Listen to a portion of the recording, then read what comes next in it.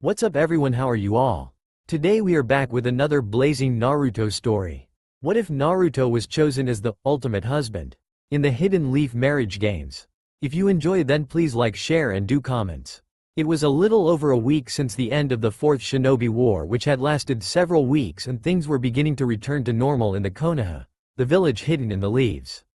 It was very fortunate that while there had been casualties, they were relatively small in comparison to the Third Shinobi War, and this was due almost entirely to the efforts of Naruto Uzumaki. Even though Kabuto had been defeated, Madara Uchiha had once again escaped, though with his massive injuries, thanks to Naruto and Temari's deadly wind combo attacks. Most didn't think he would survive for long, and if he did, he would be powerless. Most of the allied ninja had returned to their respected villages, with the exception of those from Suna, the village hidden in the sand. Gaara, Kankuro and Temari in particular had wanted to stay and visit their friends for a while. It was currently the early hours of morning, around 7 a.m., and Gaara was mediating as usual, anticipating his chance to visit the person he considered not only his first friend, but his best friend as well, Naruto. With all that had happened over the years, there hadn't been much time to spend time with him, like he had wished. What with the Akatsuki, him becoming Case Cage, Naruto training with the late Jiraiya, and of course, the recent war. The fifth Hokage, Tsunade of the Senju, was sitting in her chair, glaring at the mountains of paperwork that sat on her desk, and in more stacks, on the floor. Maybe if I stare at it long enough I can catch it on fire, and I can say it was lost due to reason beyond my control, like any kind of good luck like that would happen. She thought to herself, sighing. I might as well get started, Tsunade said out loud. The sooner I do, the sooner I can take a sake break. As long as Shizune isn't around to see my access my secret sake stash, that is. She picked up a random paper from a stack in front of her and looked at the date on the top of it. This is from when the freak job Danzo was in charge, during my time in the coma, she thought as she began to read the memo. Let's see, a request for a political marriage between a ninja of the leaf and a ninja of the sand after the leaf village is rebuilt enough from the attack by pain.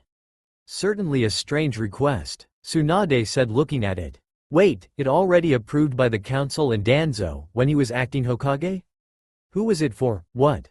Shizune. Get in here, now. Not a moment later, Shizune burst in the door, dropping folders all over the place. Lady Tsunade, I'm here, what's wrong?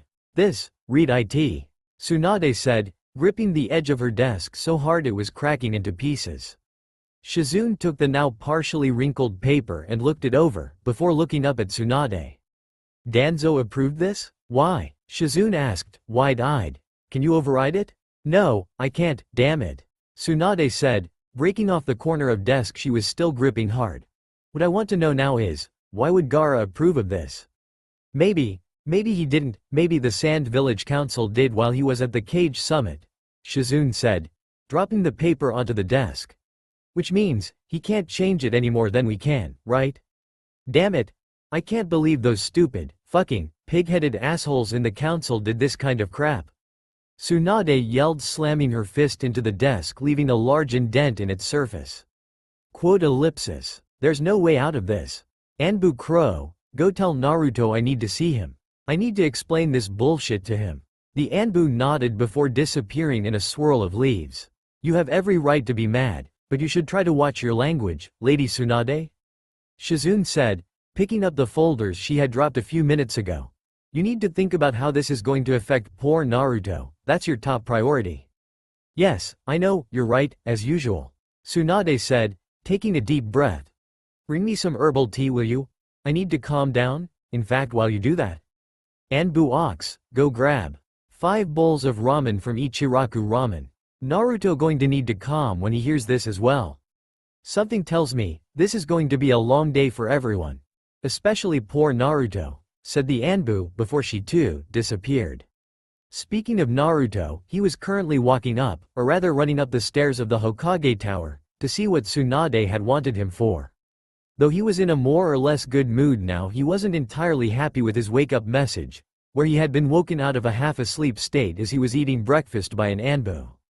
He had ended up spilling some of his cereal, which the Anbu had snickered about, until Naruto had grabbed a handful of the wet cereal of the floor and hit the Anbu square in the face with it. The now irritated Anbu then quickly gave Naruto the message about the Hokage wanting to see him ASAP, and just as quickly left, grumbling. Naruto then grabbed his toast and got dressed, eating as he did, before jumping out his window and bounding across the rooftops towards the tower.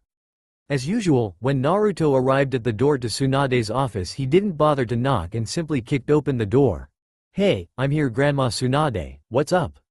he said, walking in. "It's about time you showed up, brat, have a seat, I got you some ramen, for a special treat, so be grateful," Tsunade said, sipping her tea. "Go ahead, it's not poisoned, it's from that Ichiraku ramen stand you like so damn much." "Free ramen?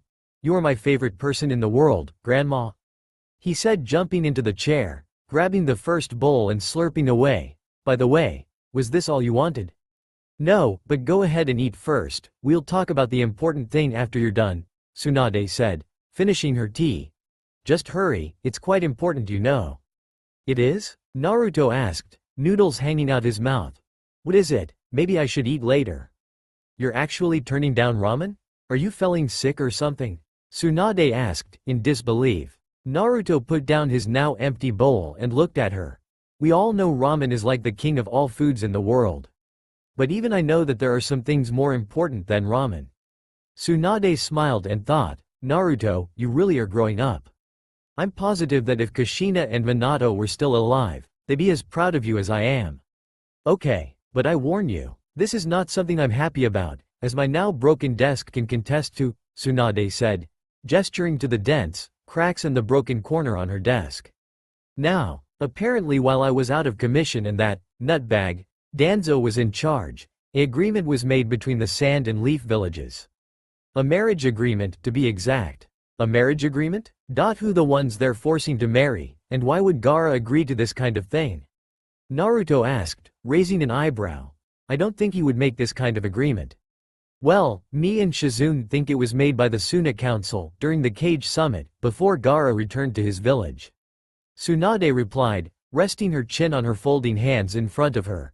"In any case, this agreement was somewhat forgotten due to the recent war, but now that things are winding down, it will have to be implemented. Furthermore, we only know of the groom who has been chosen from our village.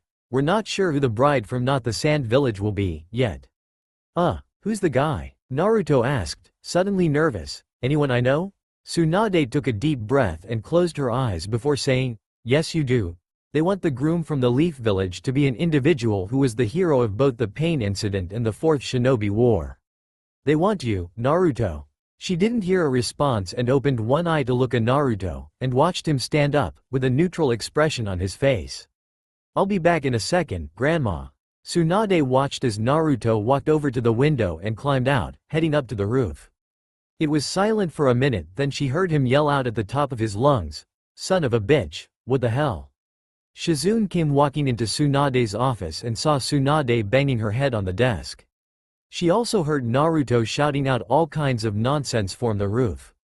"I take Naruto knows the bad news?" Shizune asked, sadly. "Isn't there anything we can do for him?" "Not in terms of stopping the marriage, however there are some ways to work this to Naruto's advantage," Tsunade said, picking her head off of her desk. "Does matter, I'm not doing it, Grandma," Naruto said, sitting on the windowsill with his arms crossed. "There's no way I'm marrying anyone right now, so there. Naruto, stop acting like a baby, it's not like I want this for you, any more than you do, and if you refuse there could be serious consequences for you in our village," Tsunade said, shaking her.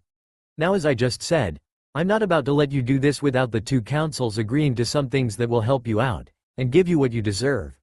"What I deserve? What kind of advantages are we talking about here, Grandma Tsunade?" asked Naruto, standing up with his arms now at his side. "Not that I agree to this or anything. But, they better be really good. There's no way out of this, Naruto, believe me. I thought of every loophole I think of, and nothing could stop this," Tsunade said, solemnly. "Now as for the things I can do for you. First I'll require 2 witnesses. Shizune, go fetch either Sakura or Ino from the clinic for me." "Right," Shizune replied, opening the door and walking out. Not a moment had passed however when she reappeared in the doorway, with Sakura. "Turns out Sakura was on her way to receive her daily routines from you. I met her in the hallway here." "Good, saves you a trip and us time." Sakura stepped forward with Shizune and closed the door. While you're at it, Tsunade said, standing up. First, I need to activate a privacy seal. But before I do this, Naruto, I need your permission to reveal your parentage to Sakura, and soon after, everyone else in the village. Tsunade said, looking at Naruto seriously. Can I? Naruto thought for a moment before nodding to her. Yeah, I guess. I trust Sakura here 100%. As for the rest of the villagers, it was bound to get out eventually anyway. I guess they'll have to get used to it. She smiled, nodded and activated the seal before reaching into a drawer in her desk and pulling out a folded-up jacket. Here, take this, Naruto, but don't unfold it yet, Tsunade said to him. Now on this day, in the autumn of this year, I, Tsunade of the Senju, and the Sannin, the 5th Hokage of the village hidden in the leaves, hereby promote Naruto Uzumaki Namikaze to the rank of Special Jonin. Congratulations. No one spoke for a moment, and everyone was bug-eyed. Finally, Sakura said, Namikaze? As in the 4th Hokage? That's Naruto's father? Naruto did his usual neck rub, with a smile in response. Yeah, well, that's right. And his mom was Kushina Uzumaki, better known to some as the Red Hot Habanero, due to her temper and red hair. Tsunade said, grinning. Now then, even though the council kid and would block a normal promotion of Jonin to you, they have no say in me appointing you the title of Special Jonin. What's the difference, Grandma? Naruto asked, confused. Not much, mainly it has to do with the type of training you receive and how you earn the title. Shizune said, pitching in. Jonin is earned by advancing to Chunin first, then taking a Jonin exam. Special Jonin on the other hand is appointed by the Kage of the village, and can be given to a ninja of any rank, including Genin. Oh really? Naruto asked, before jumping and giving Tsunade a bear hug, almost knocking the woman over. Thank you, thank you, thank you. Easy Naruto, as you like to regularly point out, I'm not young woman anymore. Tsunade said, hugging him back. I'm glad you like it, but that's not the only things you're getting. You'll also receive normal Jonin mission pay, and the rights to your father and mother's wills, including the Namikaze mansion. My parents' house? Naruto asked, pulling away from Tsunade. Is there pictures of them there? Yes, plenty of them. In fact, Sarutobi made sure it would remain untouched by anyone, until you were ready for it, so it has far more of your parents' belongings than just pictures. Tsunade said, smiling. Speaking of which, you can look at and put on that jacket now. Naruto unfolded it and they all looked at it. It was as long, as big and looked a lot like his Toad Sage coat, except it was black with dark orange flames at the bottom, instead of red with black flames. It also had the Japanese characters for Special Jonin sewn in on the back. Wow, you look really handsome in it, Naruto, Sakura said, smiling. Congratulations, you earned it. By the way, why is all this stuff happening all of a sudden? Naruto? What's the matter? Naruto just put his head down, so Tsunade explained the arranged marriage thing to her. To say she was angry was a bit of an understatement, and after her own rant, Tsunade's desk was completely destroyed, the victim of 2 women with monster strength and a jinchuriki. So we don't even know who this bitch, I mean girl, is? Sakura asked, her fist clenched. No, we haven't received word yet, from the Sand Council. Tsunade said, shaking her head. I just know Gaara isn't going to be any more happy about this than we are. I sent a messenger bird to where he's staying in our village right now, so we should expect a visit from him many time now. Quote, sure enough, not a minute later, Gaara, Temari, and Kankuro walked in with Gaara opening the door with his sand, keeping his arms crossed. This is unacceptable. Gaara said, in his usual slow deliberate style of taking. I was never informed of this, they went behind back. I am not pleased. You're not the only one, Gaara. Tsunade said, gesturing to Naruto who was sitting with his arms crossed. She explained when she believed it had been written, and about the recent request of the Suna Council to activate the contract. And that's the way it seems to be. I sent a speedy message to elders in your village, and requested a response and quickly as possible. At the very least we need to know who they'll be sending. All they said was it was a female kunoichi of high standings in their village. High standings? Then I think I know who'll they use to marry Naruto, though I'd rather wait for a reply to be sure, Gaara said, opening his eyes, which had been closed. As soon as we receive a reply, we need to meet here again. I'm sorry I can help you get out of this, Naruto. You are my best friend, and I wish I could help in this situation, Gaara said, putting a hand on Naruto's shoulder. Naruto nodded but didn't say anything. Despite the good news of the promotion and getting his mom and dad's stuff, he was still down about the marriage. Temari, who was still extremely grateful to Naruto for him help saving her brother over the years, and who considered him a friend, crouched down in front of Naruto. Don't worry, you can consider me, Gaara and Kankuro your family. And we'll help in any way we can. I promise, Temari said, before wrapping her arms around his shoulders and pulling him into a hug. After a moment, Naruto hugged her back before releasing and letting her stand up. Thanks, Temari, Naruto said, smiling slightly. Temari smiled back and said, now, enough gloom and doom shit. Let's go do something, all of us together. How about we celebrate Naruto's promotion to Jonin? Sakura said, putting a hand on her hip. Promotion? Kankuro asked, surprised. Well, looks like you're moving up in the world, squirt. You know I'm only a year younger than you. Makeup boy, Naruto said, grinning, and I'm as tall as you, so there. Who calling makeup boy? Kankuro yelled, before getting whacked in the head by Temari. Shut up, makeup boy, Temari said, crossing her arms. Oh man, not you too, sis, he whined, folding his arms and pouting. Why don't we head over to Naruto's parents' house, and I'll explain things to you three, on the way over? Tsunade said, standing up from her desk. Come on, follow me. The group, which included Naruto, Sakura, Tsunade, Shizune, Gaara, Kankuro and Temari, walked along the street till they reached the upper-class area of the village, which included such clan estates as the Hyuga clans and the now vacant Uchiha estate. Finally they came to a stop at a huge gate with a large symbol on the top of it. It was the spiral symbol of the Uzumaki clan. Naruto, it will only open for a Namikaze and a Uzumaki, and since you're of both clans, you need to do it, Tsunade said, putting hand on his shoulder. Simply do as you would for a summoning, except press your blood-covered hand on the door, and say, blood seal release. Naruto did as instructed, and when he did, the gate glowed yellow for a moment before Tsunade stepped forward and said, okay. That means the seal is released and we can go in now. They all walked through the gate and found themselves in a small town that appeared to have several large blocks to it. Holy crap, this place is big. Kankuro said, looking around. How big is this place, and is it all Naruto's now?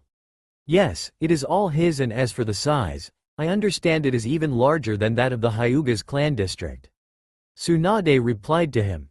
The Uzushigakure village, where your clan came from, was well respected by the first and second Hokage as well, in my clan, the Senju clan in general, which is appropriate, considering our two clans are related to one another distantly as cousins, in marriage.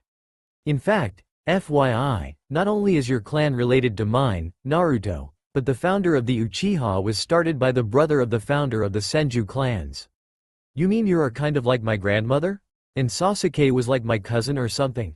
Naruto asked, both excited and confused. Does that mean I can call you grandma, and you won't get mad anymore? Tsunade sighed and looked at him. Yes it does, technically, and yes you can call me that, but not when we're in public, it makes me feel old.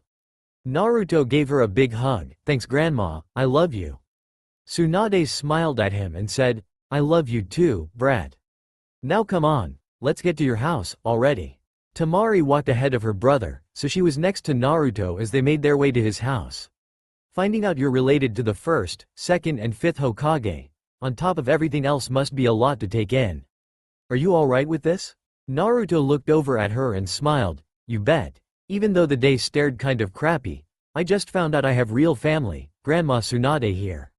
I've always wondered what it would be like to have a family. Well, I'm glad for you Naruto, you deserve it, she said, looking ahead as they neared a large mansion. Is this it? Sakura asked, looking at the huge gates that showed a long path of trees, leading to a huge mansion. It's insanely big. The path could be seen opening up to a huge area in front of the house with a large pond. Yes it is, Tsunade said, opening the gates. Come on, up the path we go. A few minutes later they arrived and they looked around for a moment. The area outside the house was indeed large and even had a second, smaller mansion to the left and to the right. After a minute they walked around the pond and to the front doors, where Tsunade gave Naruto a yellow and red key to unlock it. He opened the door and they all stepped inside. It was surprisingly in excellent shape, considering its age. Like the outside, the inside was modern yet old-fashioned in its Italianate style, with a large staircase leading to a second floor and doorways on either side of them as they stood in the main entrance of the house. Just how many rooms does this place have? Naruto asked, looked around. And why did mom and dad need such a big place? This estate and town that belongs with it were actually part of the Senju clan during the time of my grandfather and your great-grandfather's reign as the first Hokage. The second Hokage, our uncle, then gave this estate to the Uzumaki clan in his will. Tsunade said, looking at him, and as for the size, I believe there is around 29 bedrooms, a gigantic pool, a large training ground, and a garden, among other things here.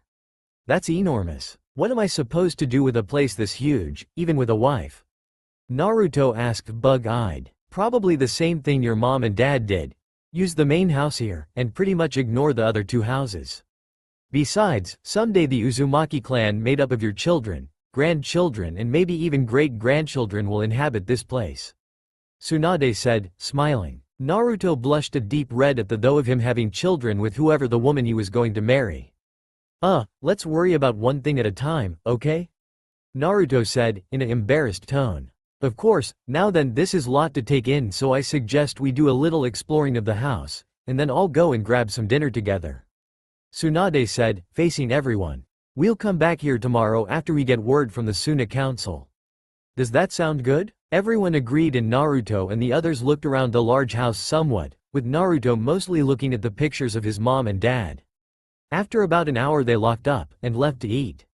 After dinner at Akamichi's barbecue restaurant they all went their separate ways, with Naruto, Temari, Gaara, and Kankuro going and catching up on things.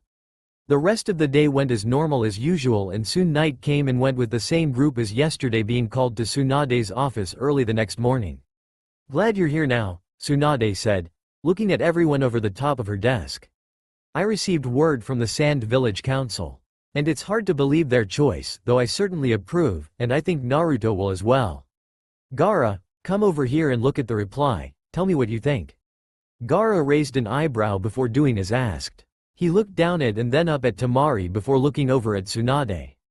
He gave a tiny smile and said, I approve of this choice. Well, who is it? Naruto said, impatiently. I want to know already.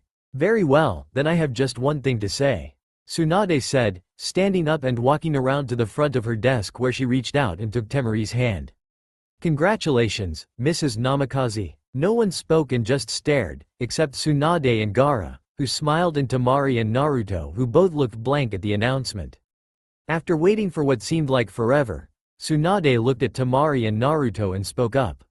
Well, are you two going to say something or not? That is, Temari managed to sputter out, while sitting down in a chair, eyes still wide. I'm not sure what to say. I consider Naruto a friend and a good guy, but beyond what I've seen and heard about him, mostly from Gaara and Shikamaru, I really don't know a lot about you, Naruto. I certainly never thought about a romantic relationship with you either. Yeah, same here. You're a really great girl, no, woman, but I really don't know much about you either, Temari. Naruto said, sitting next to her. Well, getting to know one another is something you should do now. Tsunade said, and don't worry, the wedding isn't for about a month and a half, so you have plenty of time. Why don't you go check out your house some more together, just the two of you, find out some things about each other while you're at it? Well, I guess I wouldn't mind that. Naruto said, thinking, before looking over at Temari and blushing, for some reason he didn't know. As long as you're okay with it, that is, Temari. She looked over at him and wasn't sure what to feel about it, especially when she saw his blush slightly. I guess I wouldn't mind that either, Naruto, Temari said, somewhat nervously. I'm ready to go when you are. Naruto helped to her feet and they walked over to the door. By the way, Temari, your personal stuff was apparently sent as soon as they received my letter, and Naruto, I sent some trustworthy ninjas, including Iruka Amino, over to your apartment and had them deliver your stuff as well. I'm sure it's there by now, Tsunade said to them before ushering them out the door and off to the Uzumaki estate. I think things will turn out okay for them. What do you think, Gaara? Tsunade asked, sitting back down. I agree with you. This will be good for the both of them. I believe, Gaara said, still standing. Me and Kankuro will return to our hotel for now and make our way home tomorrow after saying goodbye to our sister. Farewell for now, Tsunade, Shizune and Sakura. Alright then, I'll see you later, Gaara, Kankuro, she replied, to them as they left. Why don't you return to the hospital and start your shift, Sakura? Yes, Lady Tsunade, Sakura said, walking to the door, you know. I'm glad Naruto has found both some family and maybe even love, cause if anyone deserves it, it's him. I couldn't agree more, Tsunade said, smiling to her as she walked out the door and left. And I hope he truly is happy, that little knucklehead. Elsewhere, in Dark Cave, Sasuke Uchiha was sitting down thinking about all that had happened recently. He looked over at his guest, for a lack of a better word. The situation was reversed from when he met the man the first time. Back then it was after he had killed Itachi and had been saved and had his wound treated by the man. I can't believe how strong that loser Naruto is getting either, he said in frustration. Every time I get a little stronger, he goes and gets even more powerful. It's not fair, damn it.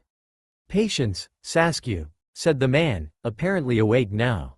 You'll soon have your vengeance and so will I. We just need a bit of time. Time? That's the only thing we do have right now, old man. Sasuke said, growling. But you're right, we will have our revenge soon enough.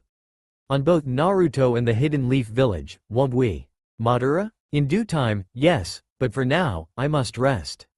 And you must train, Madara said, flashing his Rinnegan and Sharingan eyes. Those things aren't going anywhere, and soon they will all know the wrath of the Uchiha clan. Temari and Naruto walked up the path to his, soon-to-be their, house. Sure enough, as Tsunade had said, Temari's stuff was in front of the front door. This is all your stuff? Naruto asked, confused. It's just a bunch of scrolls. Where's your clothes and pictures and stuff like that? Storage scrolls, but you should know that already, don't you? Temari asked, looking over at him. Wait, you don't have any idea what a storage scroll is, do you? No sorry, I think I might have heard of one before, but I never bothered asking what it was, Naruto said, embarrassed. How's it work? It's simple, you draw out the right symbols, usually for what's inside, and use the appropriate amount of chakra to place an item or items into the scroll and then again to release them. Temari said, as she picked up a couple of scrolls and walked inside. It's hard to believe you don't know about this type of thing. I was taught by Baki-sensei about a week after I graduated from the Ninja Academy in the Suna. What has Kakashi Hitaki been teaching you all these years? To be honest, outside of walking on trees, and assisting in helping me figure out my chakra element and develop my use of it, after I came back from training for 3 years. Nothing, Naruto said, looking down at the ground. I guess because he ignored me and Sakura so he could focus on Sasuke Uchiha. I see, sound like a pathetic sensei. Anyway, how much do you know about using wind chakra? Temari asked, putting down the scrolls for a moment. I know from personal experience that you can use that wind-style energy ball thing in the shape of a giant shuriken. But what other wind techniques do you know? Naruto though for a moment and rubbed his chin before answering while smiling in a cheesy manner. None. Temari groaned and smacked him in the back on the head. Hey, what did you do that for? He cried out, rubbing his head. Only knowing one elemental move after all this time is kind of pathetic. It's not something to be proud of, Temari said, giving him a look of irritation.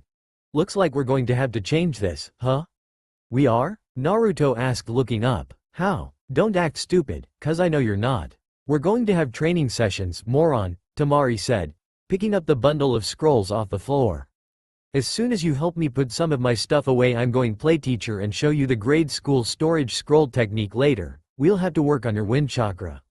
Now let's get moving. Yes, ma'am, he replied, picking up the rest of the scrolls and wailing in behind her. By the way, I had some shadow clones come here beforehand and map out this house. I can take you to our bedrooms. Bedrooms as in separate? Temari asked, carefully. Well, yeah, I mean even though we're going to be married, I figured you want a separate room to yourself. I mean I'm kind of used to being on my own and suddenly living in the same room is kind of weird. Naruto said, as they climbed up the stairs and down the hall to the right. I bet it's the same for you, huh? Sort of. Though I am used to having my own bedroom, I lived together in the Case Cage mansion with Gaara and Kankuro my whole life. Even if me and Kankuro were scared of Gaara most of our life. Tamari said, as they came to a door that had a piece of paper with her name written sloppily on it. So this is my room? Where's yours at? He pointed to the opposite side of the staircase and said, first door on the right after the staircase. Oh, and we both have our own bathrooms so we don't have to worry about one walking in on each other. Well, it's nice to see you aren't a pervert like both of your senseis have been. Tamari said, grinning, at least I hope you're not. Hey, I'm nothing like Jiraiya or Kakashi. Naruto said, his cheeks red. I would never do anything weird, believe it. She grinned and lightly tapped his cheek. You're way too easy. Relax, you leave your emotions on the surface, so I think I would know if you were a pervert. Now then, I've already explained the way to use a storage scroll, so how about a few demonstrations? She asked, putting the bundle of scrolls on her bed. Like I said, channel your chakra into the scrolls and the items will release. Watch me unseal one. Then you try with this one. They've got my spare supply of shuriken and kunai in them. Okay, I'm ready, Tamari, Naruto said, eagerly. Tamari spread out the scroll on the bed and channeled chakra into her hand before sliding it across the scroll's inked symbols. A small pile of kunai appeared in a puff of smoke. Alright, your turn, Naruto. He nodded and tried to channel chakra into his hand. His hand glowed blue and he spread it across his scroll. But the shuriken didn't appear, so he poured more chakra into it, and still nothing.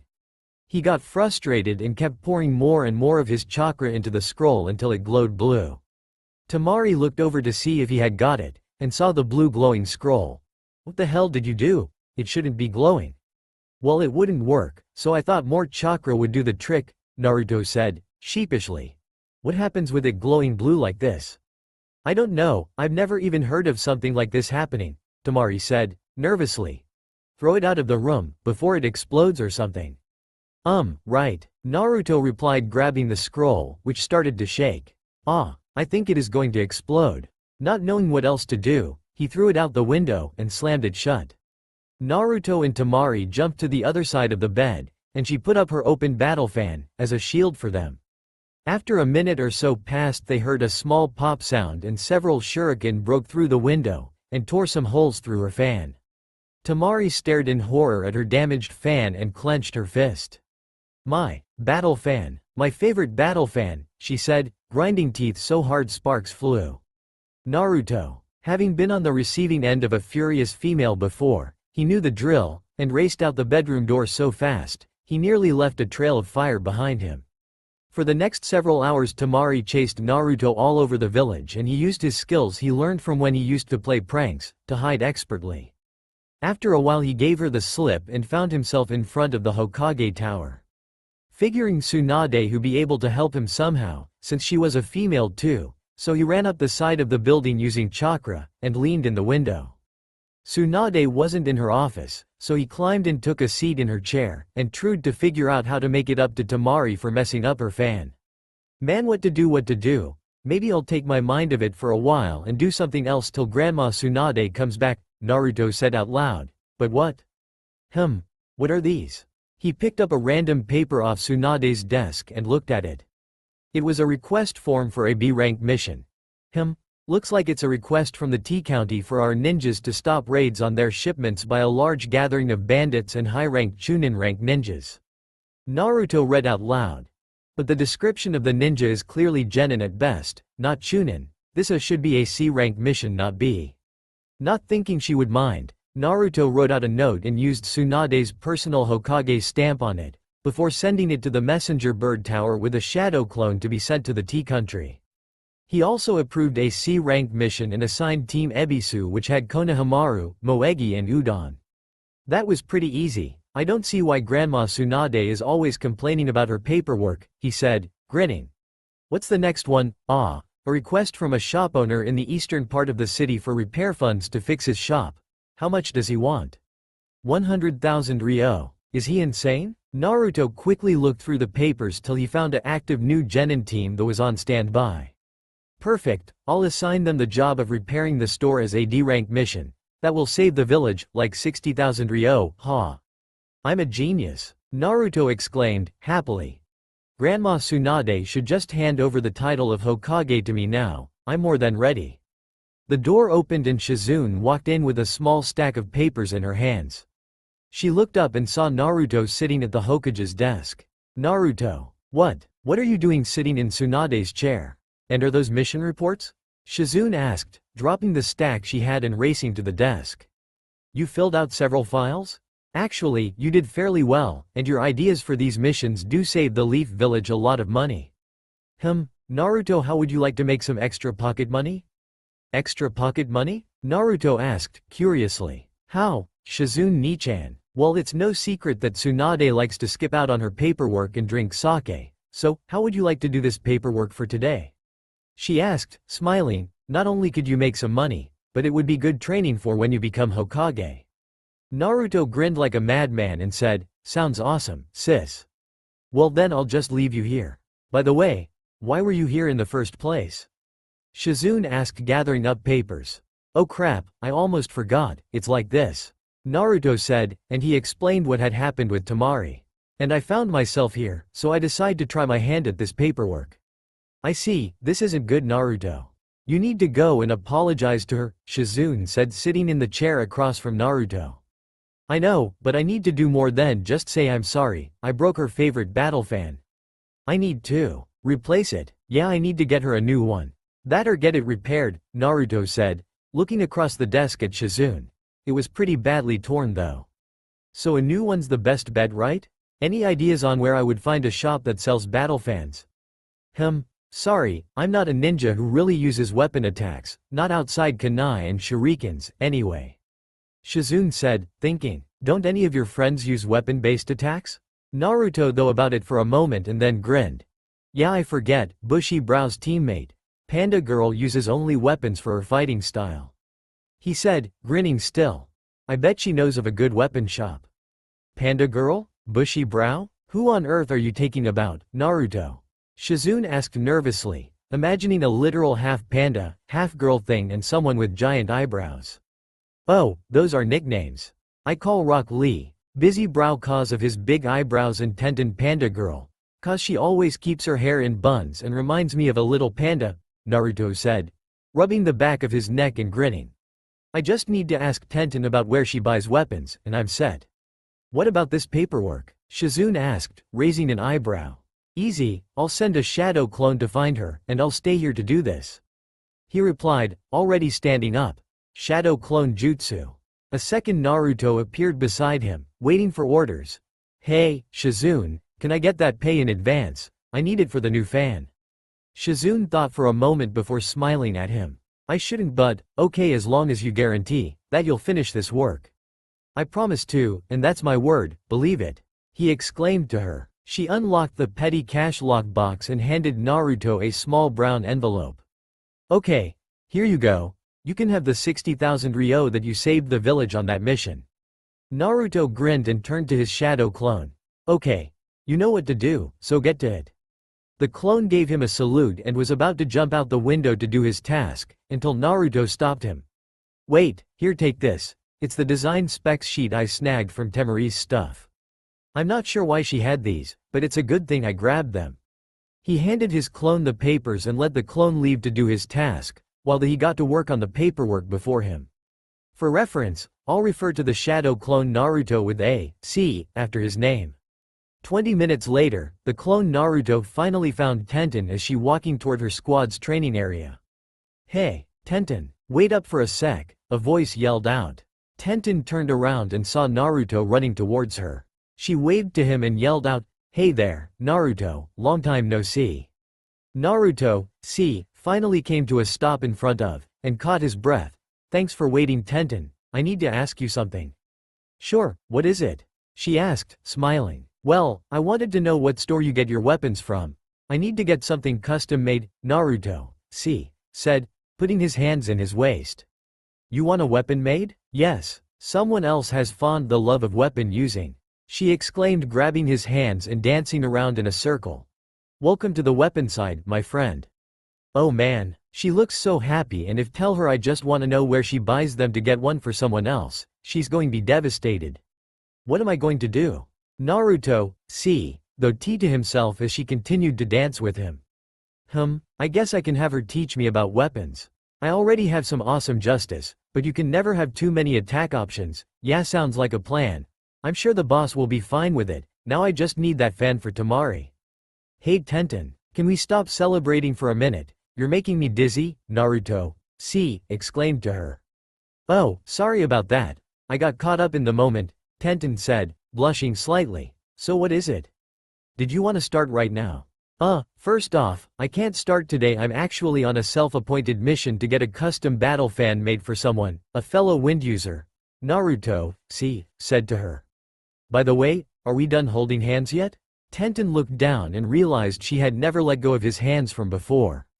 She turned dark red and instantly let go of his hands. Sorry, she said, looking away. Bye. By the way, you said you need a weapon made, right? Well, my dad runs a local weapon shop, and I'm sure he'd be happy to make it for you. Gee, thanks Tenten, you rock. Naruto, said, out loud. So, can we go? Where's the shop? Right, follow me, she said, pulling him along. It's not far, so keep up. About 5 minutes later they arrived at the weapon shop. So is this it? It just says, Konoha Advanced Best Weapons Shop. No offense, but that's not a very original name for a shop, you know. Naruto, exclaimed looking up at the sign. Yeah, I know. Dad wanted to call it, the Fighting Dragon, but Mom said no. Tenten said, sighing.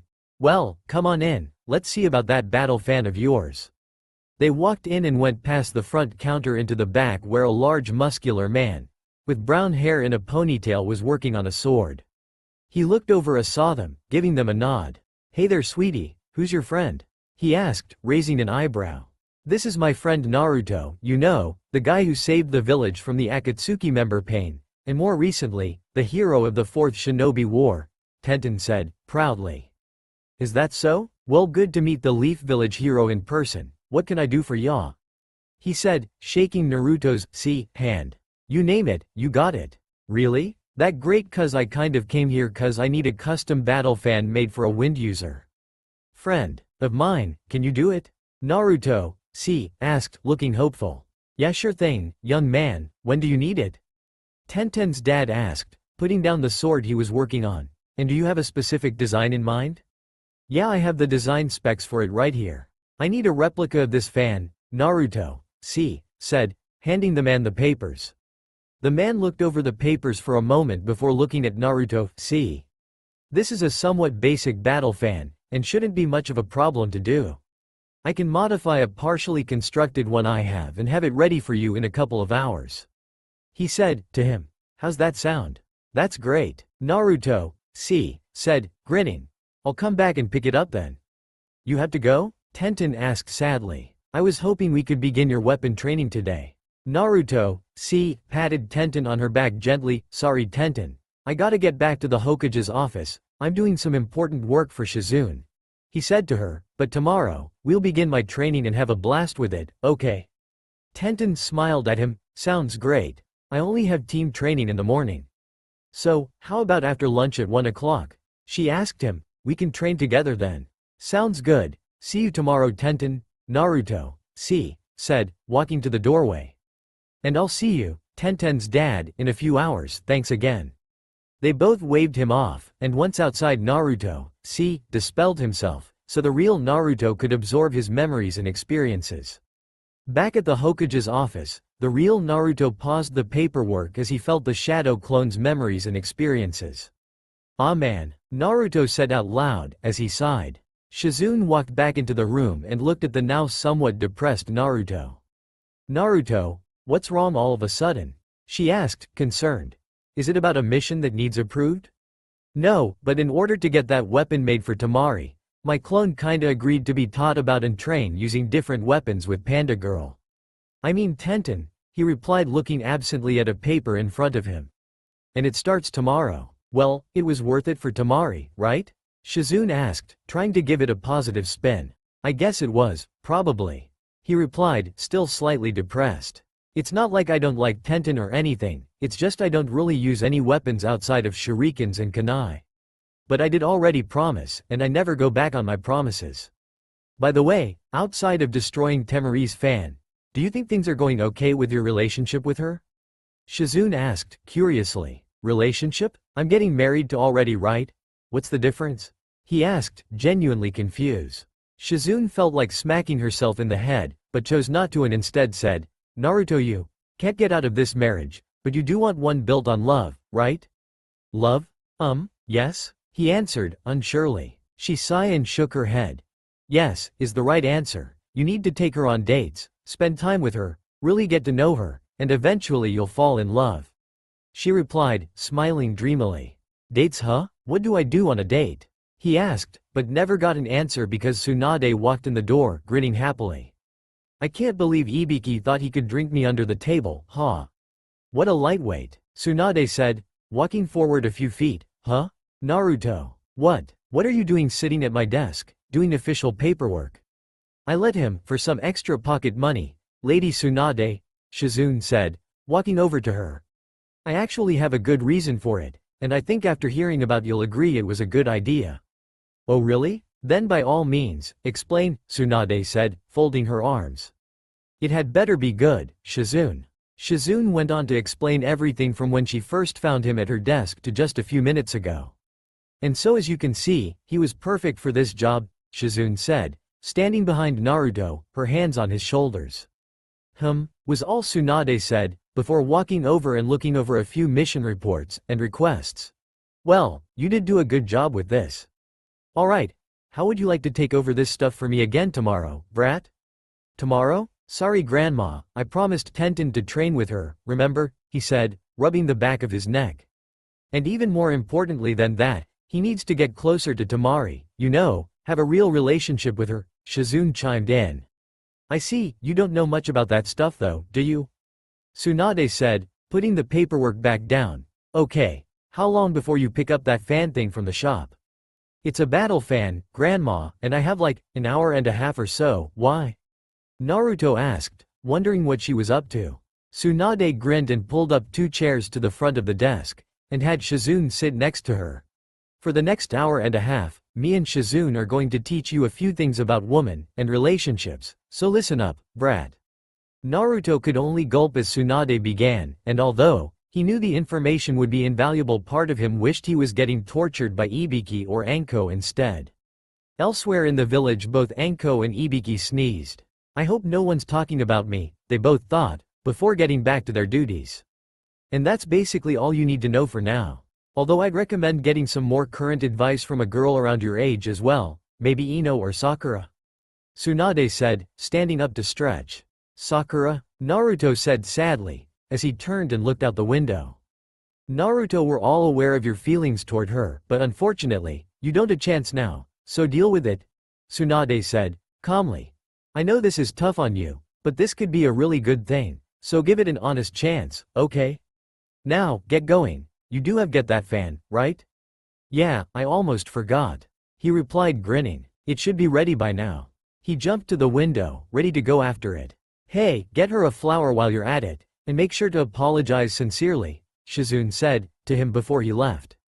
He gave a nod and leapt out, en route to the weapons shop. By the way, even though both Naruto and Temari are Jonin, and Sakura is Chunin, we're going to make Temari part of Squad 7, which will still be active as a team. Get me a form, will you, Shizune? I'm sure, I'll get that from don't do you think his relationship will go okay with Temari, Lady Tsunade? Shizune asked, looking over at her. Don't worry, that boy's got pure luck, and a lovability about him that few women can resist.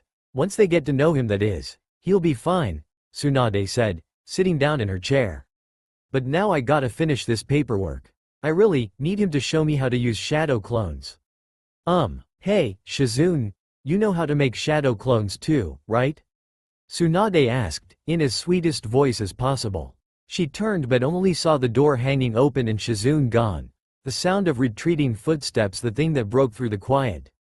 Shizune, get back here and teach me the shadow clone technique, Tsunade yelled, racing out the door after her.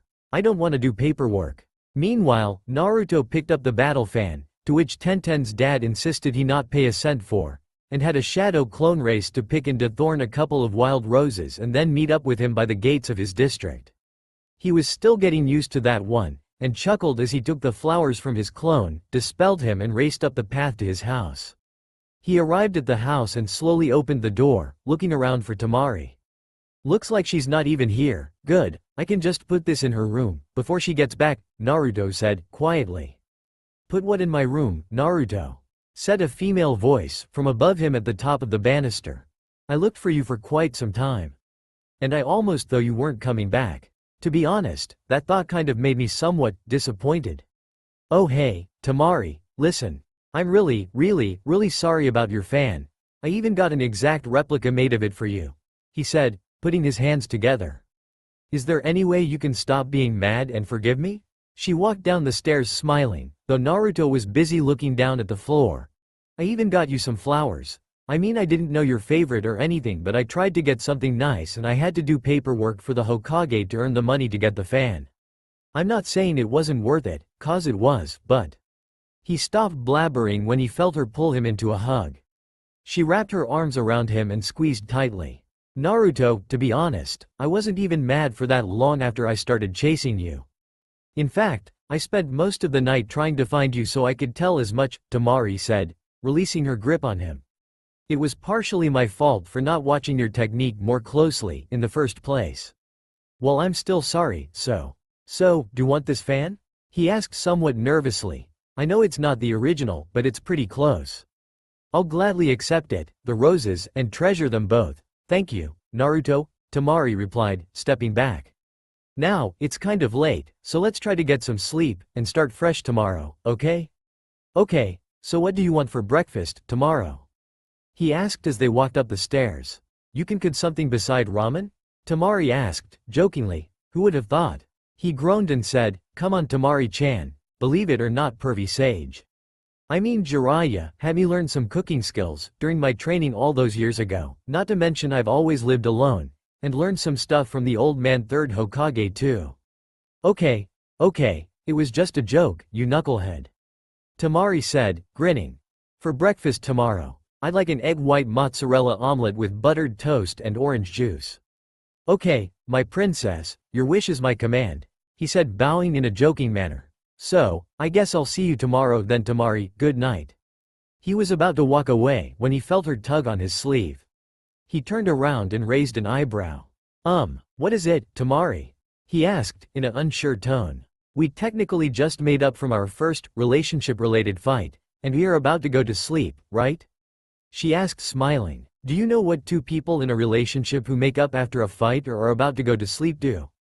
He shook his head and stared blankly at her.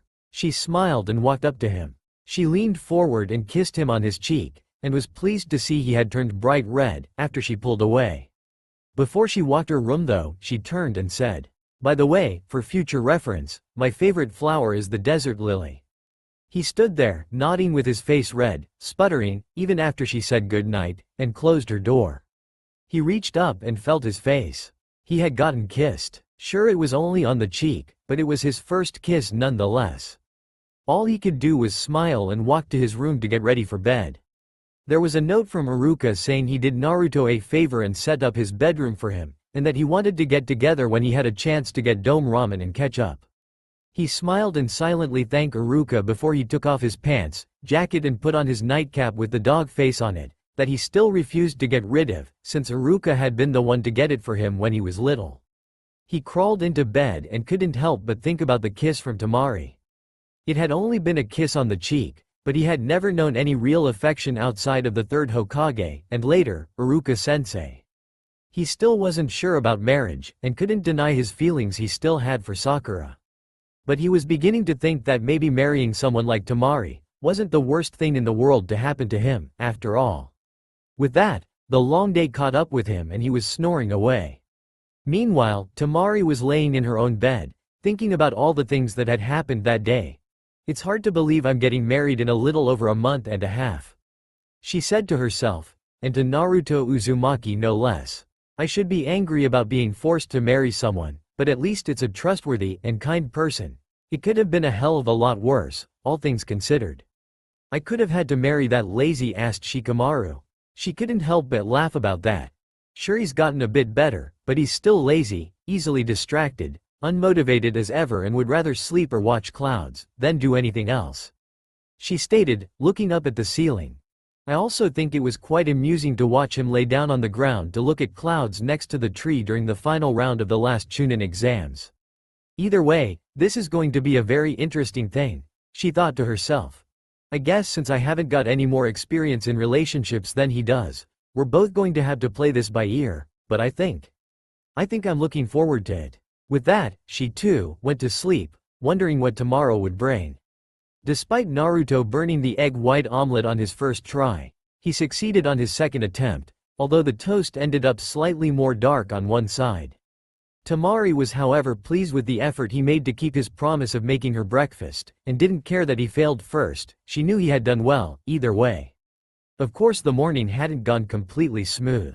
With both of them half asleep, neither of them seemed to remember the other was there and came out of their rooms about the same time in their pajamas, Naruto in his boxers and t-shirt, Tamari in a shirt and panties. Needless to say that when they saw each other they quickly raced back into their rooms, faces red. They met each other in the hall a few moments later, this time with more clothing on. Good morning Tamari, Naruto said, with slightly red cheeks, as he avoiding eye contact. Hey there, Naruto, good morning, she replied, her face also red. Okay, how about we ignore what happened and start fresh, sound good? Naruto gulped and nodded, trying to get the image of Tamari in her underwear out of his mind. He wasn't a pervert, just a healthy teen boy, so it wasn't his fault. Yeah, let's do that, Tamari, shall we go get breakfast? I did promise to make some. She agreed and they went on their way, down the stairs. After breakfast, Tamari decided, mostly due to Naruto bugging her to do so, that would go and begin his wind chakra training. They used the map Naruto had done up with his clones, to find the training area. Holy crap, it's huge, Tamari, Naruto exclaimed, spreading his arms outward. It's like 3 Squad 7 training grounds combined. Yes, it definitely is big, almost too big, Tamari said, looking around. This was probably the grounds that was used by a large group of ninjas at once. Are you ready to begin, Naruto? She looked over and saw him using his Rasengan against some small trees, so impatient. Naruto, get your butt over here, now. Naruto stopped what he was doing and ran over to her, skidding to a stop by her. Here and ready, ma'am, he said with a salute. Tamari grinning and shook her head. You can be so weird sometimes, Naruto. You're lucky you're kind of cute. He sputtered slightly at the comment but managed to keep his blush to a minimum. After a moment he said, So what are we doing first? Tamari-sensei? Just stick with Tamari, smartass, she said, smiling. We're going to go back to basics, Naruto. First, you need to sharpen your chakra, and use it to cut a leaf in half, with as clean of cut as possible. So, grab a leaf of a tree, and hold it by the stem. He nodded and grabbed a leaf of the nearest tree. He held it by the stem as instructed and focused his chakra, like Asuma-sense had taught years ago. After a moment, dozens of deep cuts appeared in the leaf, before he cut it almost in half diagonally. Not bad, but you waste too much chakra, and you took too long to cut it in half, Tamari said, looking at the pieces of leaf. But all things considered, it's a good start. Once you get better you may want to think about getting battle fan like I use or some other wind manipulating weapon, in order to manipulate your wind chakra, and unleash some very powerful attacks in the process. So, cool, Naruto exclaimed, balling up his fists. I can't wait to learn some awesome moves. Hee. One thing at a time there, ramen boy. Tamari said, smiling at him. I'm not teaching you anything until you get a lot quicker and more accurate with your wind chakra release. But Tamari, he pouted, why not? Sorry, but you need to control your wind chakra better first, so that you actually do more power attacks, Tamari said, in response, while holding her hand on her hip. And by the way, that pouty face doesn't work on me, so give it up. He folded his arms and mumbled about unfair woman, while she laughed at the spectacle. One minute he acts like a grown-up that's wise beyond his years, the next like a 5-year-old. At least he's got a fun personality, she thought to herself. By the way Tamari, are you going to go visit Gaara and Makeup Boy? Naruto asked, serious once again. They're leaving tomorrow, and you probably won't have as much time to visit them after we're, married? Tamari thought about it for a second. It's true she hadn't spent a lot of time just relaxing with her brothers since the end of the war. She was too busy dealing with diplomatic-related things that had her running all over the village. I think I'd like to do that, you don't mind? She asked, looking back at him. I would like to see them again before they left. Not at all. If I had family I know I'd want to visit them, especially if I wouldn't get to see them again for quite a while, Naruto said, in a sad manner. Naruto? Temari said, feeling sorry that outside of the Hokage, he hadn't had any family most of his life. You have me now, and furthermore, Gaara and Kankuro, or as you call him, Makeup Boy could be considered your brothers now as well. I guess you're right, I have brothers. This is so awesome, Naruto said, cheering up. I have a grandma and now 2 brothers, and soon a wife too. I'm really happy, you know? I'm glad to hear it, being gloomy doesn't suit you. Temari replied, walking up to him and resting a hand on his shoulder. We're all here for you, so don't you forget that, knucklehead. Will do, he replied grinning, so why don't you get going? I have training and other things to do as well, you know. Really now? Okay then, I guess I'll see you later, Naruto, she replied, putting her battle fan on her back, and walking away. I'm not sure how long I'll be gone, but I'll try to get home around dinner time. Bye, Naruto. Bye Temari, he yelled, as she walked off, down the path to the front gates. Now then, first things first. I promised to train with Tenten, and then I gotta find a way to set up a great date with Temari, like Grandma Tsunade and Big Sis Shizune told me to. I'll figure out the date thing later, now I gotta go meet Tenten. Naruto said, as he ran to lock up the front door. Afterwards and hopped into the trees and leapt from branch to branch toward the main part of Konoha. As Naruto went off to train with Tenten, Temari decided to visit her brothers, Gaara and Kankuro, before they left the village, and Naruto had suggested. She went straight to their hotel and nodded at the guards. Is Gaara and Kankuro around? She asked them. Yes they are, Lady Temari. Please go in, one of the guards said, and stepped aside for her. She walked and found Gaara doing paperwork at his desk while Kankuro was fixing some joints on one of his puppets. The both looked up when she came inside, and greeted her in different ways. Hey, how's it going sis, is Blondie behaving? Kankuro asked, smirking at her. Don't be an idiot Kankuro. Even if it is very hard for you to do, she replied smirking back. Everything's fine the most part. For the most part, Gaara inquired putting his paperwork aside. Is there something wrong, problems perhaps? Not really, I mean he did damage my battle fan beyond repair yesterday, but it's fine, she said, casually as she sat down on a free chair. He broke your battle fan? Kankuro asked in surprise. Did you kill him? Need help burying the body? No I did not kill him, because A, it wasn't entirely his fault, and B, he went through a lot of trouble to buy me an exact replica of it for me to replace it, Temari said, crossing her arms. I should be used to it by now, but you know, it feels cold, compared to the sand village. So, you and Naruto, made up? Gaara asked, standing up slowly. Yeah, he might be a goofball, but at the same time he seems to be a really sweet guy, Temari said, smiling. I'm almost tempted to thank the Sand Council for this. Without this marriage thing, I might have missed out on getting to know him. So, you're okay with this whole thing? Kankuro asked, carefully, well aware of Temari's temper. I thought you'd be pissed. Oh believe me I am. As the training fields at Naruto's house, or I guess our house now, can contest to. Temari said, scrunching her eyebrows. But there's no sense in being mad at Naruto or the Hokage. It's not their fault. That belongs to the Sand Council, the Leaf Council, and that traitor Danzo. They're the ones who did this, though even now I don't understand why, given how much he apparently hated Naruto. Well it's good to know you two are getting along more or less, Kankuro said, going back to his puppet. Yeah it is, I guess, Temari said smiling. I wonder what our future holds. No doubt with the #1 most unpredictable knuckle-headed ninja at my side, it's going to be very interesting. I am certain he will make you happy, Temari, Gaara said, folding his arms. He did make it a promise after all. He never breaks a promise. Meanwhile in the Hokage's office Tsunade was half doing her paperwork and half pushing it off onto Shizune to do for her. The door to her office opened and Shizune came in holding a numbers of papers with a strange look on her face. Shizune? What's wrong? Tsunade asked, setting down the mission report she was skimming over. Since it was revealed to the other clan heads about Naruto's marriage and status as the only surviving member of the Namikaze and Uzumaki clans, there are a few other clans that apparently aren't happy with Naruto marrying Temari and want him to marry girls from their clans instead. Shizune replied, walking over to the desk with the papers and setting them down. Which clans are involved in this argument? Tsunade asked, raising an eyebrow. A number of them, actually. Shizune said, looking at one of the papers she had brought in with her. The Hyuga clan demands him to marry either Hinata or Hanabi Hyuga. The Aburame clan asks that he marries Shino's cousin, Akira, and the Yamanaka clan believes it would be good for Naruto to marry Ino. 3 clan fighting the marriage rights to one blonde knucklehead. Tsunade said, putting her elbow on the desk and resting her chin on her hand.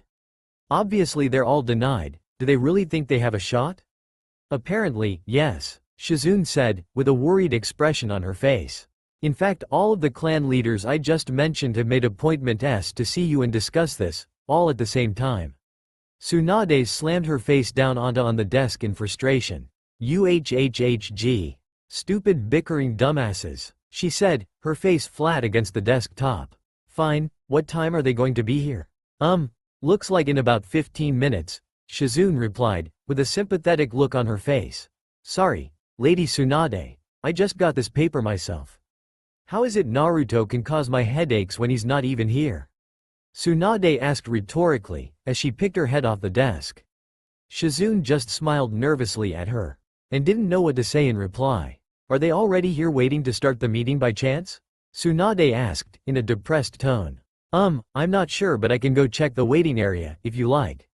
Shizune said, walking to the door. By all means do. The Hokage replied, opening a drawer on her desk. And if they are there, bring them up so we can get this shit moving along. Yes of course, Lady Tsunade, she replied, walking out the door and closing it behind her. As soon as she left, Tsunade pulled out a storage scroll and activated it. Out popped a small bottle of sake which she eagerly took a big gulp from. Nothing like some fresh, relaxing sake to calm you down before a no doubt stressful meeting, she said to herself before she heard faint footsteps coming towards her office. Shit, must be Shizune with the clan heads. Better put this away for now, I'll need it afterwards. She quickly resealed the sake into the scroll and put it back into her desk, and just in time as the door opened just as she closed the drawer. You're here, welcome, Hiyashi Hyuga, Shibi Aburame, and Inoichi Yamanaka, Tsunade said, in as a polite voice as she could muster. Have a seat and we'll begin. The 3 took their seats and waited for the Hokage to start. Before we begin, Shibi, may I ask where the Aburame clan leader is and why you're substituting for him? Tsunade asked, in curiosity. He is unfortunately dealing with the rebuilding of our clan's diminished Kakaichu insect colonies that were lost in the war and could not make it. Shibi replied in the usual soft-spoken Aburame way. As the second in command of our clan, I was sent to in his place. Very well, then we can begin now, Tsunade said. The reason for this meeting is due to all 3 of your clans claiming that Naruto Uzumaki should marry into your clan instead of marrying into Temari's family. We'll go from left to right, so we'll start with you, Hiyashi. Thank you, Lord Hokage. There are many reasons why he should marry into my clan, including his lineage as being the last of highly praised Uzumaki clan, and the Namikaze clan. He is also related to you and the Senju clan in general, making him the great-grandson of the first Hokage, the great-grandnephew of the second, the son of the fourth, and the grandson of you, the fifth. He's related to 4 out of the 5 Hokages of this village. That means he should marry into clans from here, not another village, Hiyashi stated, with arms folded and his face calm and stoic. As fascinating as that history lesson is, I'm already quite aware of these things, Tsunade said, folding her hands together and putting them on the desk. Tell me why he should marry into your clan in specific. Of course, outside of keeping his bloodline contained within the village, Naruto's positive influence has changed both my daughter Hinata and my nephew Neji for the better. Before, Hinata was scared of everything, wouldn't try, barely made it to Genin, could barely speak without stuttering and had no confidence whatsoever. But Naruto changed that, and now she is strong, confident, and is back on track to be the next clan head. Hiyashi stated, looking forward.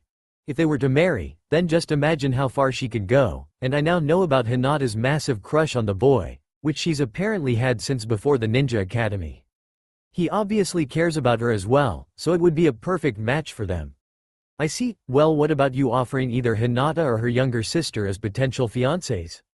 Hinata at least makes sense, but Hanabi is 11 years old, that's nearly a 6 years difference in age. Tsunade said, in outrage. You expect him to marry a 11-year-old girl? Why on earth would you want that anyway?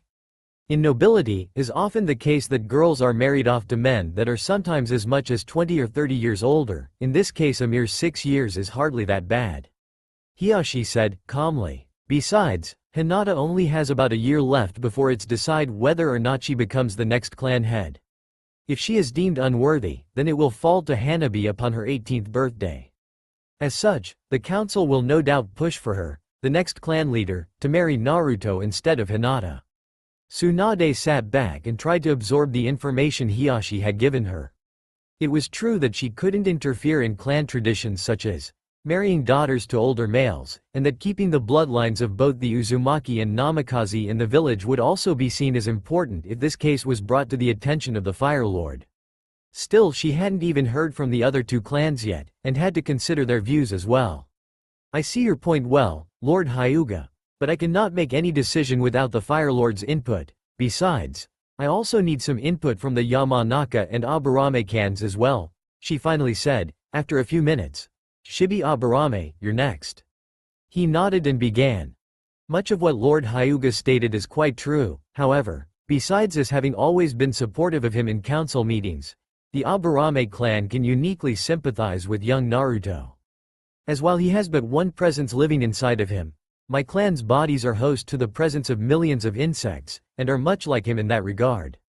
You too, make some good points, Tsunade admitted. Finally, Inoichi, you can have your say now.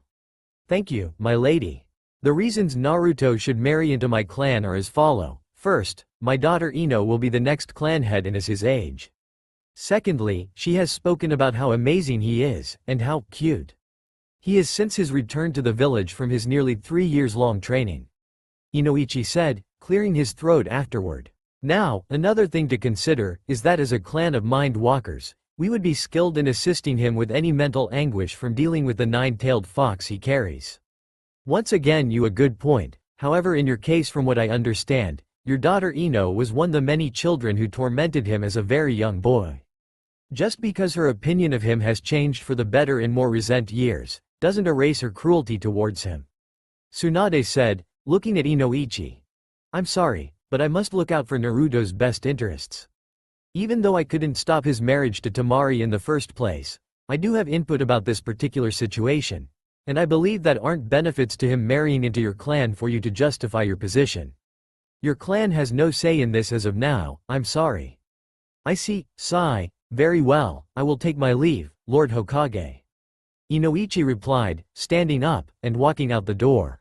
Now as for you two, Tsunade said, looking at Inoichi and Hiyashi. If you still wish to challenge this marriage, I'm required to send a message to the Fire Lord. Wait for a reply, which may take between several days and several weeks. Furthermore, this will require me to send a message to Suna Council, informing them of your challenges, and put the current marriage plans of Naruto and Temari on hold as well. Hiyashi spoke up at that moment. Perhaps there is another option we haven't considered. One which will make all the involved parties satisfied, he said, rubbing his chin. Since Naruto is the last of both the Namikaze and Uzumaki clans, does he not qualify under the Clan Restoration Act? He could marry Temari, as well as into the Hyuga and Aburame clans at the same time. I have no doubt it won't be long before the Leaf Council thinks of activating that act for him anyway. Tsunade only grumbled under her breath in response. A minute later she finally spoke again. Once again you bring up a point, however, this entire thing will still require third-party guidance from the Fire Lord. And since I take it you're both serious about going through with this challenge, I need to send a message to him. Are you both in agreement to this? Both Hiyashi and Shibi nodded wordlessly to her. Fine, Tsunade sighed. I'll send word in tomorrow's mail run, and for now I need to attempt to think about all that was said here and consider things somewhat until I get word from the Fire Lord. The two clan leaders then both stood up, bid her farewell and left. As soon as the door closed she collapsed onto the desk. UHHHG. Shizune, why do so many people insist on making both my life and Naruto's life so damn complicated? I'm not sure, Lady Tsunade, replied Shizune, who had been quiet the entire meeting. So what are we going to do anyway? Not a damn clue, but at least I've brought us about 3 or 4 weeks. She replied to her assistant. 3 or 4 weeks? But I thought you said it would take between several days and several weeks, which implies a maximum of 2 weeks, not 3 or 4 inches, Shizune said, confused. Why would it take so long, Lady Tsunade? Tsunade grinned at her and said, because I'm going to have one of my Anbu deliver it, and take a slow and very long detour to get to the Fire Lord, and then another detour on the way back. That way it will stretch the mission out to 3 or 4 weeks. I see, but what can you do in 3 or 4 weeks to help Naruto, that you can't do in 2? Shizune asked, almost afraid of the answer. Don't you worry, I have it planned out, Tsunade said, still grinning. Trust me. After nearly 2 hours of training with Tenten, which mostly centered on the uses, strengths, and weaknesses of several different weapons, they decided to call it a day. To be more accurate, however, they stopped because Might Guy, Rock Lee, and Neji had showed up telling Tenten they had a mission. They bid each other farewell and went their separate ways. Naruto walked through town, with his hands behind his head, thinking. I still need set up this date thing, like Grandma Tsunade and Shizune Nichan told me to. But I've never been on a date before, so what do I do for a date? Not noticing where he was walking, he ended up in front of the flower shop owned by Ino's family. Ino's a girly girl. I bet she'd have some advice on dating, better than no one, I guess. He opened the shop door and walked in, finding Ino standing behind the counter, looking bored. She looked up when the door opened and saw Naruto come in. Hey there, Naruto, she said, giving him a smile. Never thought I'd see you in here. Don't you usually pick your own flowers? Yeah, I do, but I'm not here for flowers, Ino-chan, he said, walking up to her. I need your advice on something. My advice? She asked, quizzically. Sure, what is it about? Well, it's about setting up the perfect date. He started to say, but he barely got that out before Ino squealed like a schoolgirl. Oh my god, who is it? Who are you dating? Did Billboard Brow finally say yes? Is it someone else? Ino asked in one breath, her eyes twinkling. He reached out and put his hands on her shoulders. Calm down, Ino-chan, sheesh. No, it's not Sakura-chan, and if I tell you, absolutely cannot tell anyone, besides Sakura-chan, who already knows, he said, calmly. Do you agree? She took a deep breath and nodded. I promise, now tell me. Naruto groaned and began to regret coming into the shop. I thought you were more mature than this, Ino. I mean, you usually are. Huh? Well, maybe you're right. She replied, blushing from embarrassment. Sorry about that. I'll be calm and mature, so go on. Who's the lucky lady in the great Naruto Uzumaki's life? I'm not that great, but as for who it is, it's Temari of the Sand Village, Naruto replied, putting his hands in his pockets. The blonde girl who's always hanging around with Shikamaru? Ino asked, in surprise. I never would have seen that one coming, that's for sure. So how did you two, hook up? It's a long story, and one I'll tell you some other time. Now about that advice, he said, trying to get her back on subject. Will you help me plan a perfect date for her or not? That should go without saying, of course, she replied, putting her apron on the coat hook and closing up the shop. Come on, we'll head back to my house. I only have about 15 minutes till my lunch hour break anyways. We'll discuss things there. Okay, sure. Lead the way, Ino-chan, Naruto stated, following her out the back door and down the street. After walking for a few minutes, they stopped in front of a 2-story, light blue house. So this is your house, Ino-chan? Yup. Let's go in, Naruto, Ino replied, walking up to the front door and opening it right up. Come on, hurry up, if you want advice, then get a move on. Right. You're sure your parents won't mind you bringing home a boy, especially me? He asked, hesitantly. She stood in the doorway and looked at him. Relax. A, you're just a friend who's getting relationship advice, and B, my parents know that you're not the 9-tailed fox, Naruto, Ino said, smiling. Now come on, stop stalling. He gave her a smile back and walked inside with her. Her dad, Inoichi, was writing up a mission report. He looked at them as they entered the living room. Ino, I see you're on your lunch break, he said, putting paperwork down. And you brought Naruto here? I hope you're not trying to date him so you can use his status as a hero to boost your popularity. Dad, Ino yelled, I am not trying to date him or use him like that. Sheesh, Naruto's my friend, for crying out loud. Alright, I believe you, so then what are you two up to then? He asked, raising an eyebrow. Simple, I'm helping him set up the perfect romantic date, Ino said, holding her hands together with a dreamy look in her eyes. I wish I had a guy to take me on a romantic date. Is it too late for you break it off with her? Ino, relax. Are you going to help me or just make googly eyes at me? Naruto asked, with a tiny red tinge on his cheeks. I could always ask someone else. No wait, I'll stop. There's no one better at this type of thing than me. She said, pleading, don't take away my fun, I mean my love of helping people, he. Right, Naruto said, shaking his head. Typical Ino-chan. Well, come on, what should I do for this date? Just out of curiosity, who's the special lady, Naruto? Inoichi asked. Well, it's, Naruto said, nervously. Her name is, quote, Tamari from the Sand Village, Dad, Ino replied for him. This is going to be their first date, both with her and in general, and he's asked me for help. Huh.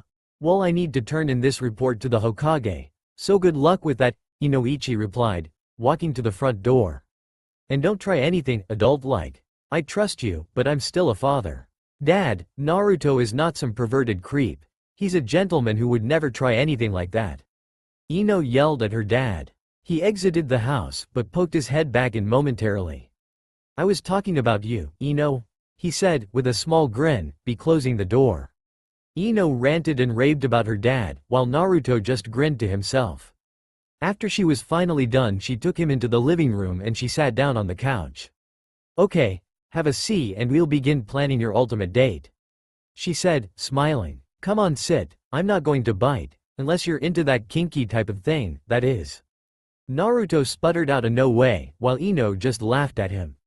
Okay, jokes aside, are you ready? Yeah, Naruto said, sitting down on the couch. Let's do this. Ino grinned and rubbed her hands together. Okay, so the first thing you want to do is. An hour or so later, Ino had indeed helped him come up with an amazing date, as she had promised, though some of her ideas were a bit weird.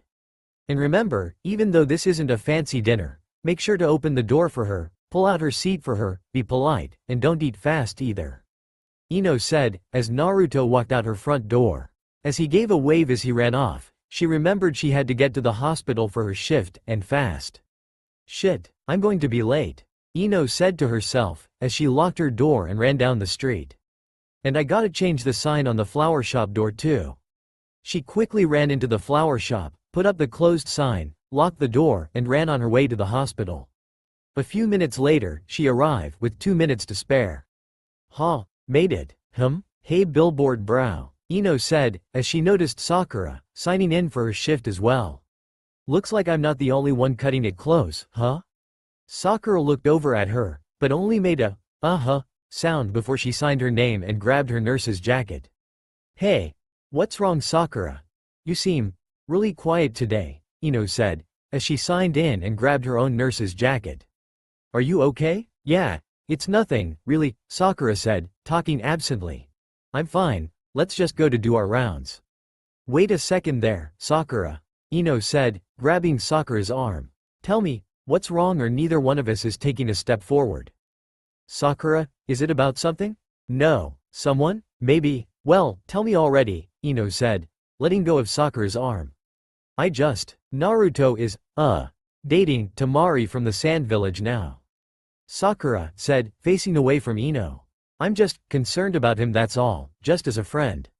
Yeah, I know, I helped him come up with a perfect date for him and Tamari at my house earlier, Ino said, to her.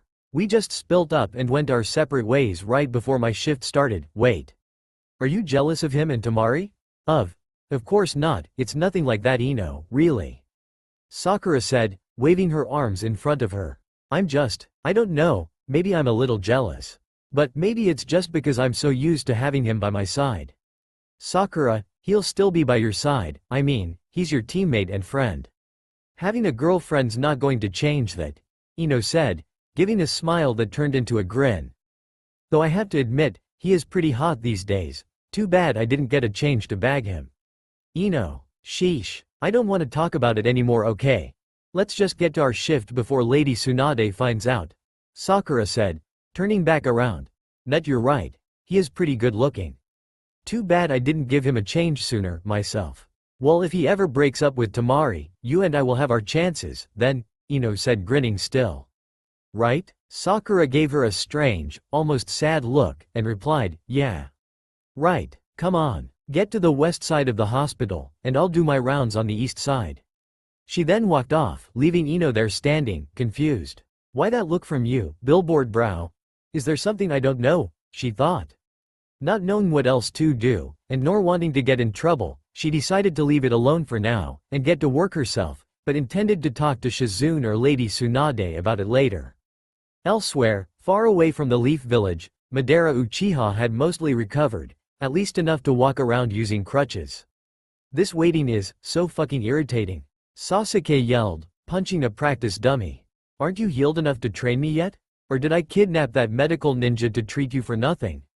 Calm down, Sasuke. My injuries were quite severe thanks to the nine-tailed brat, remember? I will take time, Madara said, sharply.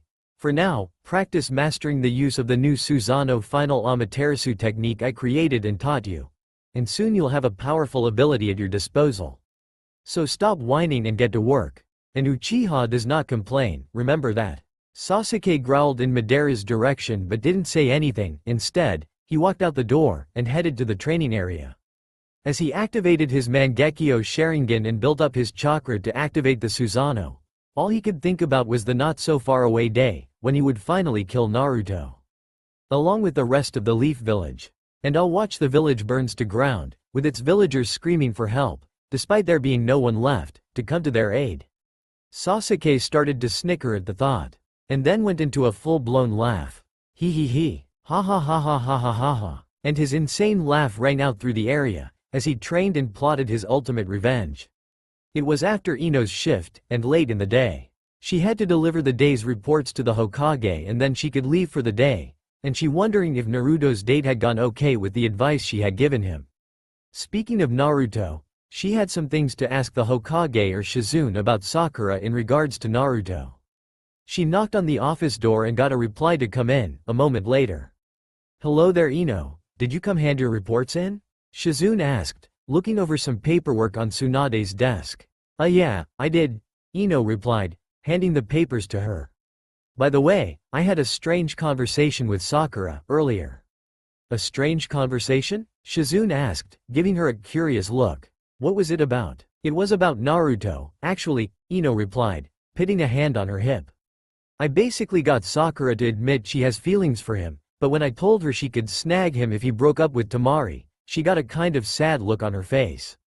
Any ideas why? Shizune remained silent for a moment before answering her. I'm not sure really, maybe she was just jealous of Tamari getting with Naruto before she could. You don't sound very convincing, Shizune, Ino said, in a dry tone. You know something, and I want to know what that is. Don't worry about it for now, Ino, said Tsunade, walking into the room. You'll be giving information soon. No, Sakura's my friend, and so is Naruto, Ino said, defiantly. If you know something, I have the right to know too. Tsunade held her head for a second. Okay. Tomorrow, I'll have you, the rest of the Rookie 11, and a few others come here in the morning. She said to Ino, sighing. We'll discuss it then at 9, now, it's late so, get home, your shift is done. Fine, Ino finally said, turning around, bye. After Ino walked out the door and closed it behind her, Tsunade slumped onto her chair. Well, I suppose they were bound to find out sooner or later, she said, leaning back in her chair. I need to call a council meeting for tomorrow morning, at about 8, to make my announcements, or at least some of them. You aren't going to tell them everything? Why not? Shizune asked, putting some papers into a drawer of a file cabinet. You don't trust them, do you? Is there a reason to? 'Cause I don't see any, Tsunade said, looking at the ceiling. They've always been against me and Naruto. I know all about how they looked the other way when John and Ninja tried to kill Naruto as a boy. I also know how they've done everything in their power to undermine my decisions as Hokage. Shizune remained quiet. Now then, I only intend to tell them that some important information will be revealed tomorrow. And that's all I'm saying to them, Tsunade said, sitting up and looking at Shizune. And don't you dare tell them anything behind my back again. I know you only thought you were doing good, but you only did harm. I'm sorry Lady Tsunade, I won't say anything to anyone, Shizune said, solemnly. You have my word? I swear on my uncle's grave. Very well, Shizune, go use one of the guest rooms here, in the office to get some sleep, she said, to her. I'm going to get some sleep myself after I write this up and send it off. Shizune nodded to her, bid her good night and walked through the door leading to guest room. Tsunade quickly wrote up the information and had a messenger bird carry it to the council chamber for them to read when the council convened at 6 a.m. the next morning. The next morning at about 8 a.m., the Konoha 11, along with several clan leaders, Gaara, and his siblings, most of the Jonin, minus Kakashi, who was probably late at his own birth, and Sakura, who hadn't shown up or giving a reason for her absence. After waiting about 15 minutes, Kakashi finally appeared in a swirl of leaves. He gave a wave to the Hokage and said, "Sorry I'm late, I." "Save it, Kakashi, as much as I enjoy hearing your creative excuses. We have things to discuss," Tsunade said, folding her hands together. "Now we should wait for Sakura to arrive, but she already knows most of this, and I can fill her in on anything extra. I still say you have no right to inform everyone here about anything important before you tell us in private first," Homura Mitokado said, in a distasteful voice. "As the council of the Leaf Village, we have that right." "I agree, Tsunade. We needed time to edit what you revealed to those present," his teammate, Kaharu Utatane added from her seat. "And that's exactly why I didn't tell you what I was going to speak about. I didn't want you trying to tell me how to do my job," Tsunade said, with her eyebrows narrowed.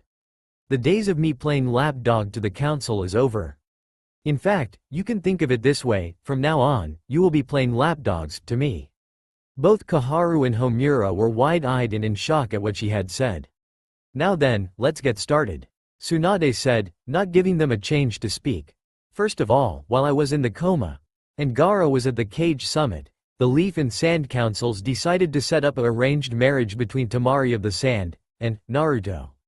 Everyone in the room was frozen at those words and looked over at Naruto, who was sitting on the ledge of the window, staring out at the village as Temari stood near him. Before anyone could say anything else, Sakura burst through the door, showing two unconscious Anbu laying on the floor behind her.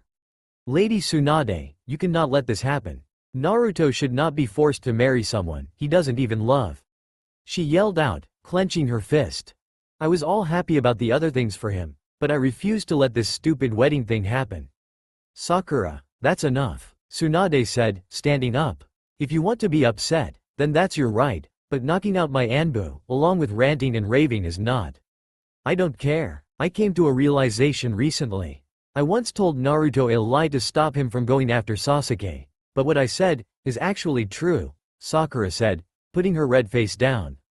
"I love you, Naruto Uzumaki, and I want the option to explore that." This time, Naruto joined the others in the room in being wide-eyed and speechless. Tsunade looked at her apprentice, Sakura, and couldn't help but feel sorry for her, even if she knew there was anything she could do. "Sakura, I wish there was. I'm not done yet. I'm not the only girl who loves Naruto and would like the chance to have a relationship with him," Sakura said, looking back up, her face still red. "I'm speaking off course about Hinata. She's been in love with Naruto since before even the Ninja Academy. How is it fair that she and I are denied the chance like this?" There was a gasp and a couple of thuds, and everyone looked over and saw that Hinata had fainted and was laying on the office floor with a dark red face. Tsunade looked over at Naruto to see if he going to say anything, but found he had fallen out the window and was on the roof laying in shock. Tsunade shook her head at the sight at not one, but two of her ninjas, one a chunin, the other a recently appointed jonin, acting like a bunch of school kids. "This is not what I need right now," Tsunade said, sitting back down. "Sakura, come here a second." Sakura walked over to the desk and leaned in as Tsunade leaned forward. "Look, Sakura, none of us are completely happy with the situation, but take a look over at Temari for a moment," she said, in a whisper voice that only Sakura could hear. "Tell me what you see and hear right now." Sakura looked over to where Tsunade was looking at. Temari was outside on the roof, kneeling next to Naruto, talking to him with a smile. "Hard to believe someone like you would faint," Temari said, grinning. "You sure are something else, Naruto." "Not funny at all, Temari-chan," Naruto responded, looking up at her at a small smirk. "Are you going to help up, or just stare at my handsome face all day?" Maybe I should leave you here, fox boy, Tamari replied, returning the smirk, and to think, after such a wonderful date last night. I was looking forward to our next one. So you're allowing me the honor of taking you out again? What's the catch? He asked, grinning. Nothing ramen related, and we're good. She replied, standing up and holding out her hand to him. Now get up. Your friends probably have a lot of questions. And we'll soon have more, no doubt. Sakura turned back to Tsunade. Just because they look happy doesn't mean anything. Naruto is a nice and really likable guy, Sakura said, putting her hands on the desk. That doesn't mean I'm giving up on him. You're too much like me. So I figured as much already, Tsunade said, folding her hands together. You were there when I told him about this. Well, most of it, but you should know that it would cause problems for both the Leaf and the Sand villages if this arranged marriage were called off. Be that as it may, Naruto deserves happiness, and so do I and Hinata, Sakura said, defiantly. Consequences be damned, Lady Tsunade. I will be pursuing him. And I might even get Hinata too as well. Fine, whatever. Do what you want, just do it later. I have things to discuss still, Tsunade said, holding the bridge of her nose. Why don't you go do your rounds in the hospital since you know this stuff anyway? Fine, but I will keep my word, Sakura said, pulling her hands off the desk. I gotta go do some work at the hospital, but Naruto. Don't think I'm going to give up on you and my love I have for you. She blew a kiss at him before giving an evil look at Tamari, who gave her an equally nasty look back. Don't try anything, Pinky. Tamari said, crossing her arms. I think Naruto is a great guy, and if you think I'm just going to sit here and let you take him, you're barking up the wrong tree, honey. Before a few days ago, you hardly knew him that well, Sakura said, walking to the door, as the others moved out of the way. Me and Hinata over there, on the other hand, have known him most of his life. That gives us the edge. If you got a problem, I'll be glad to help you clear it up, Pinky, Tamari said, walking towards her. So go on, say something, I dare you. I'd be happy to, sand bitch, Sakura said, clenching her fists. When and where?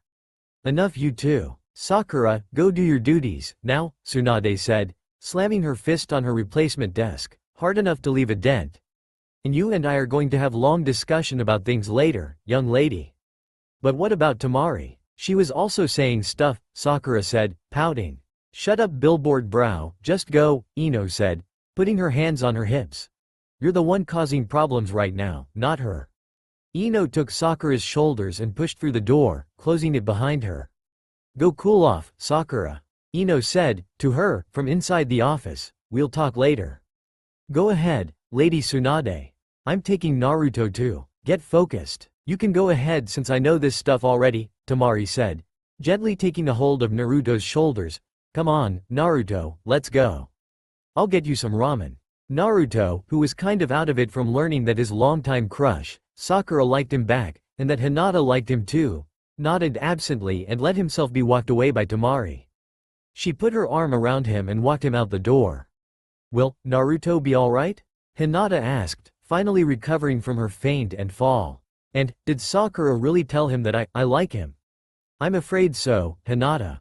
Tenten said, standing next to her. The cat's out of the bag, I guess. In any case, I do have more to tell you, Tsunade said, standing up. Are you all composed enough for me to continue? Or do you need a few more minutes? Her question was obviously directed at Hinata, who she was looking at. Hinata was looking down, but gave a small nod in response. Tsunade nodded back to her and leaned against her desk. Alright then, as I said, Naruto and Tamari are being forced into a political marriage, but that's not the end of my news about him, Tsunade said, looking around the room. Naruto could be considered the most royal person in the Leaf Village, as he is related to some of the most powerful and well-known ninjas to ever grace the Leaf Village, and the world as a whole in general. While most of the individuals present didn't know how to respond, Neji, who while also surprised, was used to hearing extraordinary news and remaining calm, spoke up. I see. How is this possible exactly, Lady Tsunade? He asked calmly, though those who knew him well enough could see a bit of shock dancing in his eyes. As some of you may know, I am related to the first and second Hokages. Naruto is as well, she said, to them. And furthermore, he is also related to the fourth Hokage and me as well. The fourth Hokage. Tsunade held her ringing ears, that kind of hurt from the loudness of everyone yelling at the same time. You people are even more loud than Naruto can be sometimes. Tsunade mumbled, holding her head. If you are done, I'll continue. Tsunade then explained Naruto's connection to the first and second Hokages. Then she told them of how his mother, and the wife of Minato Namikaze, was known as the fierce and powerful Kunoichi, known as the Red Habanero, Kushina Uzumaki.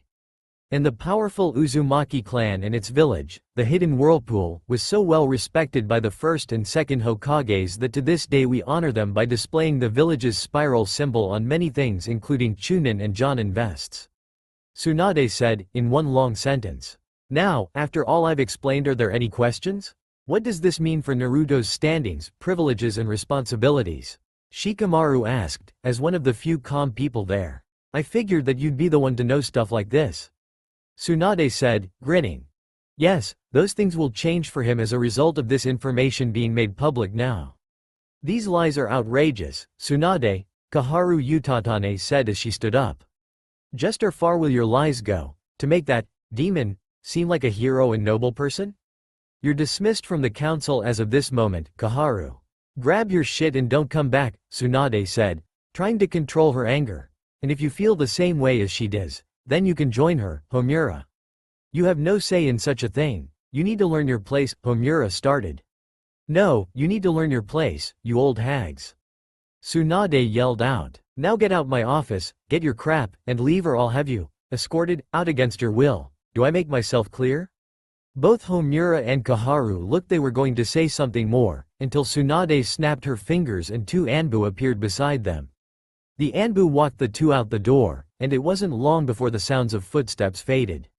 Now, as I was explaining, Naruto is the last of two different and powerful clans, so yes, he will soon be required to have a seat on the council, and a few other responsibilities that will be determined as we go along, Tsunade said, sitting on the edge of her desk. I will also be assigning some bodyguards to him at his new house and maybe even a few of you chunin during missions he goes on, though those will be somewhat more limited than before. Now, I suggest you all take some time for this massive wealth of information to set in, Tsunade said, walking behind her desk and sitting down. You're all dismissed. Everyone slowly made their way out of the office, with Tenten and Neji putting their hands on Hinata's shoulders to comfort the girl, who would no longer be able to get with her longtime crush. Close by, Naruto had finished his 10th bowl of ramen, while Temari sat next to him, with several of her own bowls in front of her, 3 total. The owner of Ichiraku Tuchi had been a bit surprised when she wanted a second and then third bowl of ramen. She had simply said that was some stupid girl who constantly worried about occasionally gaining a few pounds, and that she could easily work off any extra calories with training. After they finished, they walked away towards the Uzumaki clan area, with them walking side by side. Feeling bold-ish, Naruto slipped his hand into Temari's, and was pleased to find she closed her hand around his, squeezed his hand gently. They had really come to like one another, and though it was hardly love yet, it wouldn't be long before it turned into it.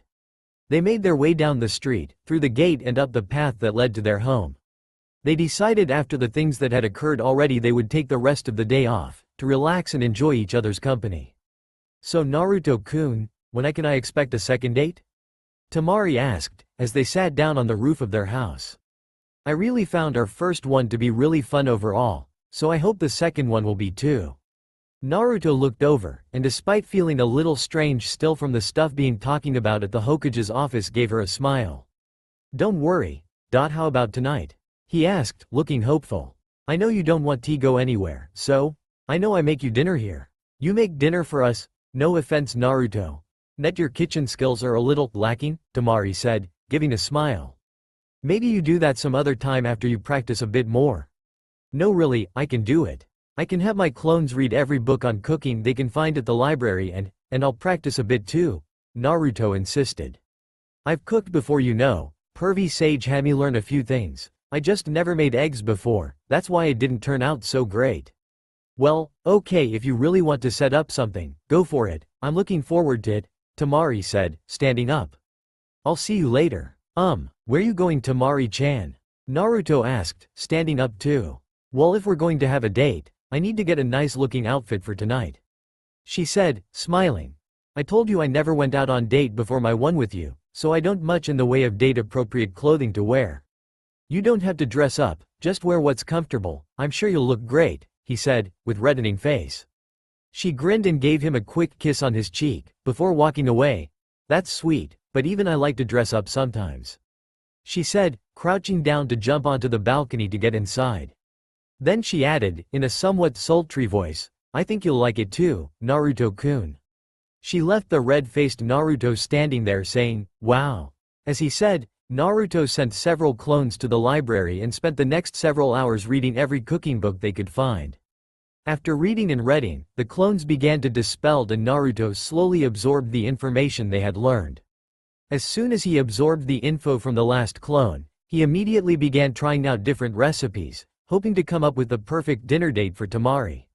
While Naruto was preparing dinner, Temari was in town looking for the perfect dress, and she was having a few problems. She hadn't really brought much in the way of dresses and didn't know which shops had what. I should have just said it was a casually date like the first one was, Temari said to herself. I wonder what places around here have good dresses. Temari? A female voice said from behind her. What are up to? I thought you went off with Naruto earlier. Temari turned around and was Ino standing there. Oh Ino, hi, Temari said, looking at her. I'm actually looking for a nice dress for my date with Naruto tonight, but I've never shopped for anything like that, neither here or in the Sand Village. Shopping. Date. Eek kkkk. Ino squealed out at her. OMG. I love shopping. Can I join you? Please say yes. Temari was sure about going anywhere with the shrill girl, but didn't really know any other females in the city, so she didn't have much choice. Sure, if you show me where the best shop for dresses are, Temari said, reluctantly. Deal? Ino squealed again, much to the annoyance of Temari. Awesome. Okay, let's go, she said, pulling Temari along like a rag doll. We're going to have so much fun. Somehow I just know I'm going to regret this, Temari said, trying to keep on her feet as Ino pulled her along. After a long time of being shown the shops, Temari settled on getting a kimono instead of a dress. She picked out a black-colored with dark blue flower-adorned kimono, a red obi belt, and matching sandals. I thought a dress would be better, but I gotta say, that kimono really suits you, Temari, Ino said, smiling. Naruto's going to forget how to breathe when he sees you in this. Well, I don't know about that, but I do hope he thinks I look good in it, I suppose, Temari said, looking in the mirror. I'm not really a girly girl or anything, but all the same I gotta admit, I do feel nice dressing up like this. I know, right? Anyways, go take it off and get changed so we can leave, Ino said, setting down her bags.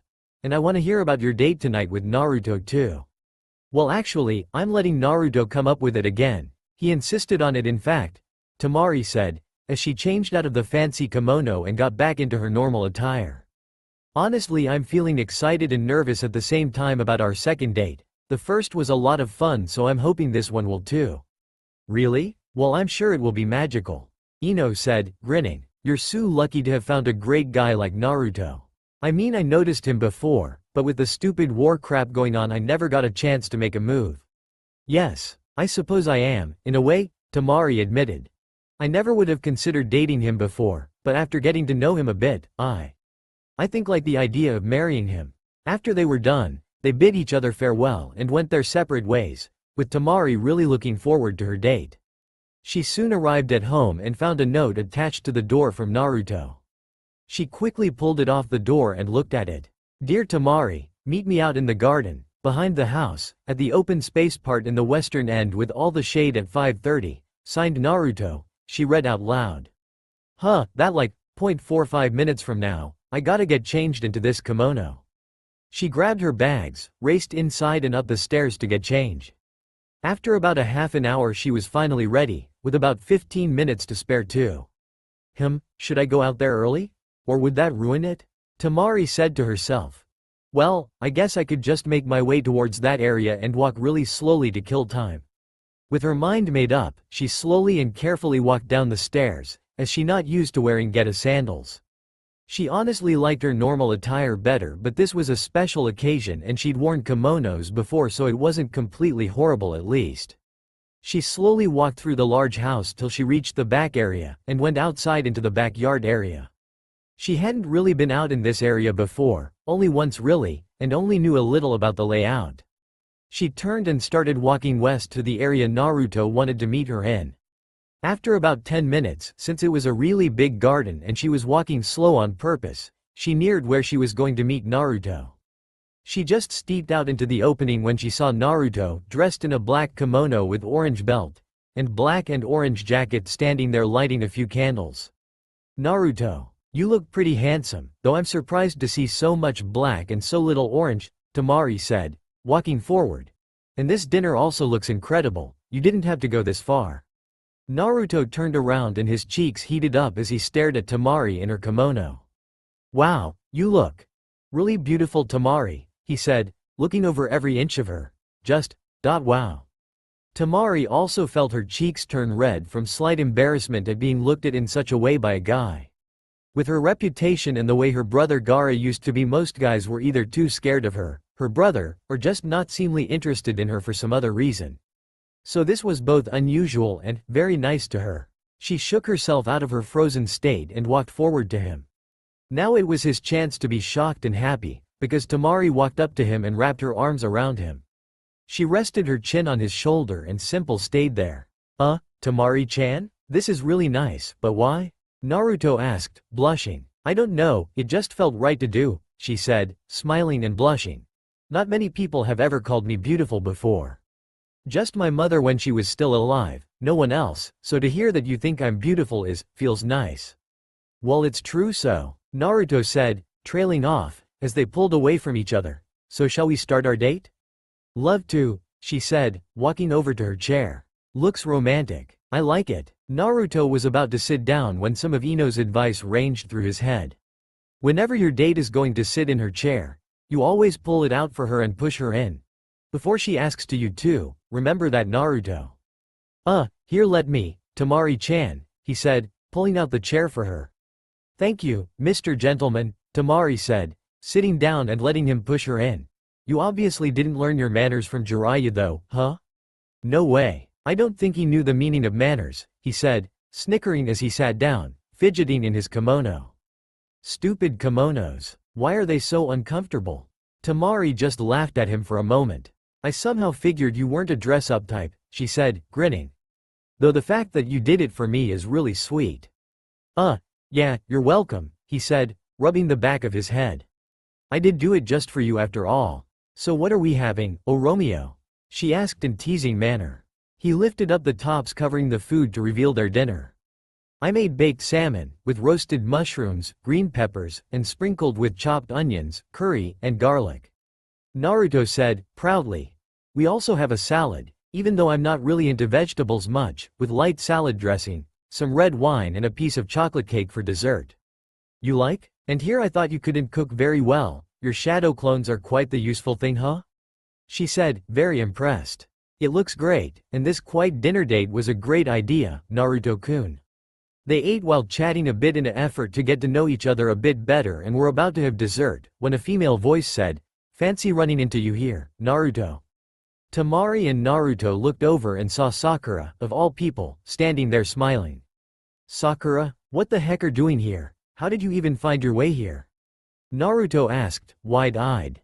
"That's easy, I follow one of your clones that was brining back fish, while concealing my chakra," she said, very calmly. "Tell me, do you like my dress?" Sakura was dressed in a low-cut, sleeveless black dress, that ended at her mid-thighs. She also had a pair of pink high heels on, that she obviously wasn't used to wearing. "You like, Naruto-kun?" she asked, walking forward, while swaying her hips seductively. "Walking in heels isn't easy, so you better appreciate it. What the fuck do you think you're doing here, ruining our date, you pink-haired slut?" Temari yelled, jumping up. "Get your slutty little ass out of here before I kick your little ass." Now, Naruto doesn't like girls with foul mouths like that, do you, Naruto?" she asked, as she walked closer. "Forget this bitch and come have some fun with me. We can go on that date you're always asking me about."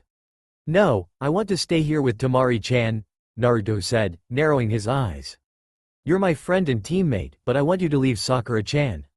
"I know you don't really mean that, she's just making you hate me," she said, coming to a stop a few feet from him. "Come on, take me out, Naruto. You know you want to." Temari walking in between Naruto and Sakura. Leave now, bitch, before I make you leave, Temari said, angrily. So, are going or not? Not, Sakura said, crossing her arms. Not without my Naruto, that is. Temari wasn't a type of girl to back down and was a tomboy by nature in many ways, so instead of saying anything else, she hauled back and clocked Sakura right in the middle of her face. Sakura stumbled back holding her face. Naruto wasn't sure how to react at this point. Sure, he wanted Sakura to leave, but at the same time she was his friend. You stupid blonde bitch, Sakura yelled, pulling her hand away from her face to reveal a very bloody nose that was really gushing. I'm going to fuck you up. She ran at Temari swinging, but despite being a Chunin kunoichi, she didn't have as much experience in hand-to-hand combat as Temari. She dodged out of the way, only receiving a small brush of Sakura's charged fist. Temari did feel a tiny cut on her cheek, but knew it was nothing major at the moment. However, she also knew about Sakura being able to increase the strength of a punch to the point that she could turn a rock into dust, and she had to be careful. Sakura, there you are, stop it now, Ino said, running. I knew you were up to something, following Naruto earlier. Ino? Naruto asked, in surprise. What are you doing here? Yeah, sorry about interrupting your date, Naruto, Temari, but I was following Sakura here, to stop her from doing something stupid. Ino said, out of breath from running. Are you going to stop this and come with me, Sakura?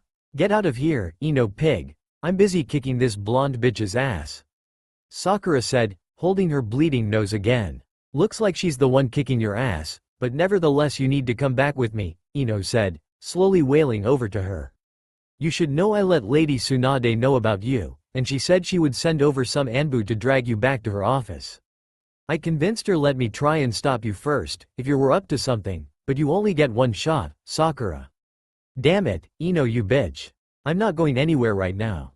Sakura said, growling. Get out of my way before I kick your ass too. Fine, I tried, she's all yours, Anbu, Ino said stepping aside. 3 Anbu appeared beside Sakura and grabbed her arms. The Hokage wants to talk to you. Miss Haruno, the one in the hawk-shaped mask said. Make this easy on yourself, girly, the one in the snake-shaped mask said. Fine, do it. The 3rd Anbu knocked Sakura out and disappeared with Sakura, and the hawk mask wearing Anbu, while leaving the snake mask wearing Anbu there. Sorry about the commotion, Geki, all good now? She asked, putting a hand on her hip. Yeah, it's fine now, Anko, thanks, Naruto said, stepping forward. Good timing too. We aim to please, brat, she said, grinning under her mask. Well, sorry about your date, at least it was interesting, right? Yeah, sure, it was Anko. Keep up the jokes and you're not invited to the wedding, Naruto said sarcastically. Like you catch me in a dress anyway, she said, taking off her mask. I might crash the party still, but it won't be in a dress. Isn't taking off your mask on duty against rules? Naruto asked, raising an eyebrow. Not that I'm a expert or anything. Yeah, but tough shit, I'm a captain of a Anbu squad, so I only answer to the Hokage. She don't like she can kiss my fishnet-clad ass, Anko said, grinning. Anyways, I gotta go, give my report and whatnot. See y'all later, brat. She ruffled up his hair as best she could for spiky hair, and put her mask back on, before disappearing in a swirl of leaves. Yeah, I'll be going too. Bye you guys, have a good night. Or at least try to, Ino said, before she ran off, into the night. Sorry our date turned out so bad, Temari-chan, Naruto said, looking over at her. Maybe our next one will turn out better. I don't know, a nice dinner, a mostly quiet evening, and I got to hit someone. Temari said, holding her hand. I thought it was an overall good night, more or less anyway. Well, I think this is enough excitement for one night, Naruto, Temari said, looking over at him. I am going to call it an evening. You coming? Yeah I guess, he said, walking over to her. Shall we? He held his arm out to her indicating he wanted to link arms. Instead she took a hold of his hand and pressed the side of her body up against his as they began to walk. This is a nice way to end the night, huh? A nice little catfight, Temari said, leaning her head on his shoulder, followed by a nice little stroll together. I'm not much for romance. But I like this. Yeah, me too Temari-chan, he said, smiling at her. They walked together till they reached the back door, where they went inside and up the stairs. At the top of the stairs they separated and faced each other, holding hands. I wasn't sure at first about you. But I'd be lying if I said I didn't like you, Naruto said, holding her hands gently. I'm looking forward to the day we get married. I like you too, Naruto, she said, leaning into him. And I'm looking forward to our marriage too. Their lips met in the middle briefly, before pulling away. They leaned in and kissed again right away, before putting their arms around each other. They kissed for a few minutes before Tamari pulled away. Sorry, I think we should stop before it gets too far.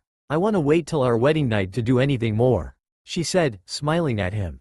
And with that wine setting in, I don't think I'd be able to stop if we started again.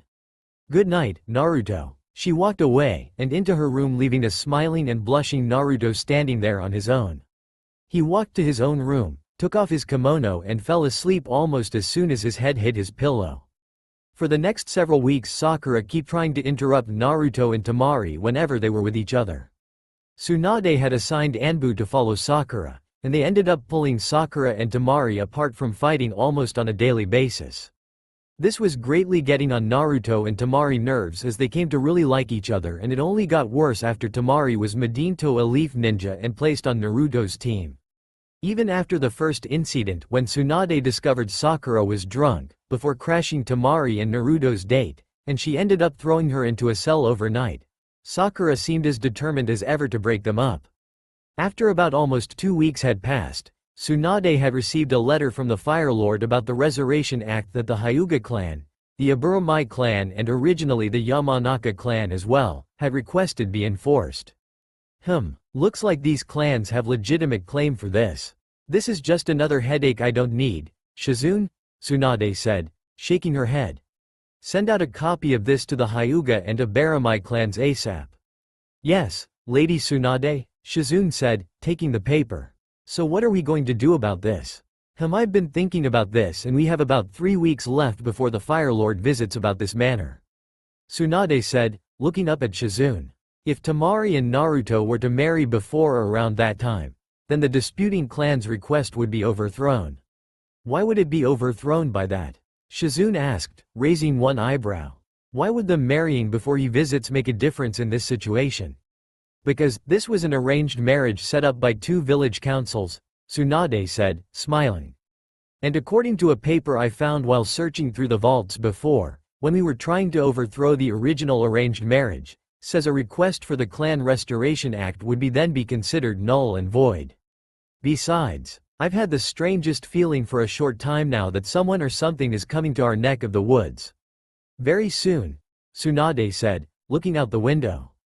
It's only a feeling, but the last time I felt this I ignored it and it turned out to be pain of the Akatsuki. Well, I hope you're wrong this time, considering all that's happened recently, Shizune said, walking up next to her. Though I do wonder what the future will bring for us. I'd rather it not be yet another disaster. Tsunade looked over at her briefly before turning back to the window. Yeah, so do I, Shizune. So do I. I will get stronger and kill him, Sasuke Uchiha said, as he and Madara walked through the forest. They had begun travel a few days ago and were looking for strong allies to assist them in exacting revenge against Naruto Uzumaki and perhaps the Leaf Village as well, just for fun. They were currently on their way to the Hidden Rain Village to look for recruits. They were wearing cloaks to hide their identities and also used genjutsus to further obscure themselves. They paddled their small boat up to the dock area by the entrance to the village and got before tying the boat up to a post. Then they walked up to the gate that was guarded by 2 Rain Village guards, one very tall and slim, the other was average height and quite muscular. Halt, what reasons do you have for entering the Rain Village? The tall guard, standing at the front gates asked. State your business. I don't have to explain anything to a loser like Ao, Sasuke yelled, as Madara smacked him in the head. Forgive my idiot son, he doesn't have many manners, I'm afraid, Madara said, stepping forward. We are simply travelers, looking for food, supplies, and a little rest. The guard looked them over for a moment with a raised eyebrow, before moving aside. Fine, you may enter. After we issue you some temporary passes for. How long will you be here for? Oh, probably not more than a few days at the most, say. 3 days, maybe less, Madara said, pretending to be polite. We'll definitely be gone before the end of 3 days. The guard wrote them up a couple of 3 days town passes and handed them to Madara and Sasuke. They were about to walk through into the village when the other guard blocked them. There were a lot of problems in our not-so-distant past with the Akatsuki. Add that to the fact that I don't trust you too. The muscular guard said, in a deep voice. I'll be keeping an eye on both of you till you leave. So don't make any trouble or I'll have you skidding out the gates so hard, you'll have scars on your asses for the rest of your lives, got it? Sasuke sneered under his hood, while Madara nodded and said yes to them, before the guard moved to the side and let them pass. They walked on through and made their way through the city. Sasuke, for the time being I'll refer to you as Genji, which means two beginnings, an appropriate me for you, considering, Madara said in a whisper as they walked. In addition, you'll call me father or dad. Understand? Fine, Dad, Sasuke growled out, clearly unhappy about this development. Now what? I wasn't lying, by the way, when I said we need supplies, it is, after all, a long ways to the Leaf Village, Madara said, coming to a stop. You will take this list and this money, and gather our supplies. What? Why the hell should I do such commoner's work? Sasuke asked, in a nasty tone. And what would you be doing in the meantime, that's so important? Me? I will be looking for one of the 7 demon swordsmen who is rumored to live here, Madara replied calmly. Now go, we need to hurry up and get going. Or do you wish to procrastinate and not get what is ours? Just one problem, the 7 swordsmen are dead, Sasuke said, in a know-it-all tone. Unless we plan on using a corpse to help us. Ignorant boy. Don't assume you know everything, Madara said, in a harsh tone. There is a newer member of current generation of the 7 swords living here, and I will find him. Now go get our supplies, and stop complaining like a whiny little brat. Sasuke growled at him again, but stomped off to find some cheap merchants in town, without saying anything. Madara watched him leave before walking off to search for the clues about the location of the swordsman. I hope this doesn't take too long, I have just as little patience as the boy does when it comes to repaying the Leaf Village and Naruto Uzumaki in particular. Leaf Village. Back in the Leaf Village, Naruto and Temari's relationship was progressing nicely, despite Sakura's attempts to ruin it. She would continuously try to interrupt their dates and butt in too when they were resting together after taking breaks during training. Kakashi had had enough and went to the Hokage to do something about it. He walked on the roof over to the open window of the Hokage's office. Yo, he called and alerting the Hokage of his presence. Got a minute, Lady Tsunade? Kakashi, why can't you and Naruto just use the door like everyone else? She complained, putting down her sake glass. So what do you want? Well, once again I'm here to talk about the issue with Sakura, Kakashi said, hopping through the window. She's just getting worse and worse. I don't even think it was this bad when Sasuke was on the team and she was in love with him. I should have figured as much, she replied, looking up at him. So what did you want to do about it? Well, considering Naruto and Temari are Jonin and Sakura, and Sai are Chunin, maybe having Squad 7 officially break up unless there's an urgent mission, would be the best solution for things, Kakashi said, pulling out his Make-Out Paradise book. What do you say? You have a point I suppose. Fine, so be it, make sure you let them know, ASAP, she said, folding her hands. Anything else? If not, you're dismissed. He nodded to her before disappearing from her office in a whirl of leaves. I better get prepared, for when Naruto comes complaining about this. She said to herself, taking out some more sake. Which should be any time now. Right, she was about Naruto showing up at her office, which happened about a half-hour later. Yo, Grandma Tsunade, Naruto said, jumping through the open window. So you're breaking up Squad 7? Yes, but 1, it was Kakashi's idea and 2, it will keep Sakura away from you and Temari. Tsunade said, sipping some sake as she walked close to her desk. Any questions? Yeah, just one. Can I have my own team? He asked, sitting down in her chair, and putting his feet up on her desk. I am a Jonin after all, and I have a lot of experience from Kakashi, Pervy Sage, and Toad Geezer. Well, maybe not Kakashi, but the other 2 definitely taught me a lot. Tsunade spit out the sake in her mouth and started laughing at him. She was even holding her stomach until she looked up and saw him with a confused expression on his face. You're serious, aren't you? She asked, as she stopped laughing, and sat down on the chair in front of her desk. Why the sudden interest? No real reason, but my dad taught a team. My mom probably taught a team, and most of the other Hokages hate teams. Naruto said, looking at her seriously. Besides, I want to pass on the will of fire that the old man third Hokage and pervy sage entrusted to me. I see, very well, I'll allow you to take on a team with one condition. She said, crossing one leg over the other. This will be on a trial basis, and only if I decide the team is doing well, will you be allowed to stay one, do you agree? You got it, Grandma Tsunade, Naruto said, grinning as he stood up. I'll whip the team into shape, believe it. By the way, don't you want the list of soon-to-be graduating ninjas to choose from, before you leave? She asked, walking over to a filing cabinet. There are a couple of spots left for a squad captain for you to choose from. Oh, I'm not choosing a new team, I'm taking Closet Pervert's team, he said, flooding his arms. You know, Konohamaru, Moegi, and Udon.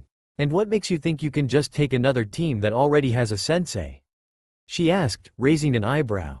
Because I've seen the way he so-called trains them, he said, making quotation gestures in the air. They need to train right, and I'm the one who can do it. May I remind you that they need a captain who can motivate them, not one who is friends with them? Tsunade said, sitting down at her desk. Besides, Udon doesn't seem cut out for ninja work. He's shown a lot of promise in research and might be better suited for the cryptanalysis unit. Then get him put in there as an apprentice and I'll take the other two, he said, simply. Besides, after I'm done I guarantee they'll hate my guts. Just like I hated pervy Sage's guts when he was training me. I see. Well, putting Udon into the cryptanalysis unit is one thing, but have you forgotten that you need 3 members for a squad? Tsunade said, handing him the papers with the soon-to-be ninjas lists on them. Pick a third and then you can do your plan. He looked the first paper over for a minute before looking at the second piece PF paper. This second paper isn't a newly graduation list. This is from a past one. But hey, Hanabi Hyuga isn't on a squad, and yet it says she graduated. I'm confused. Hanabi.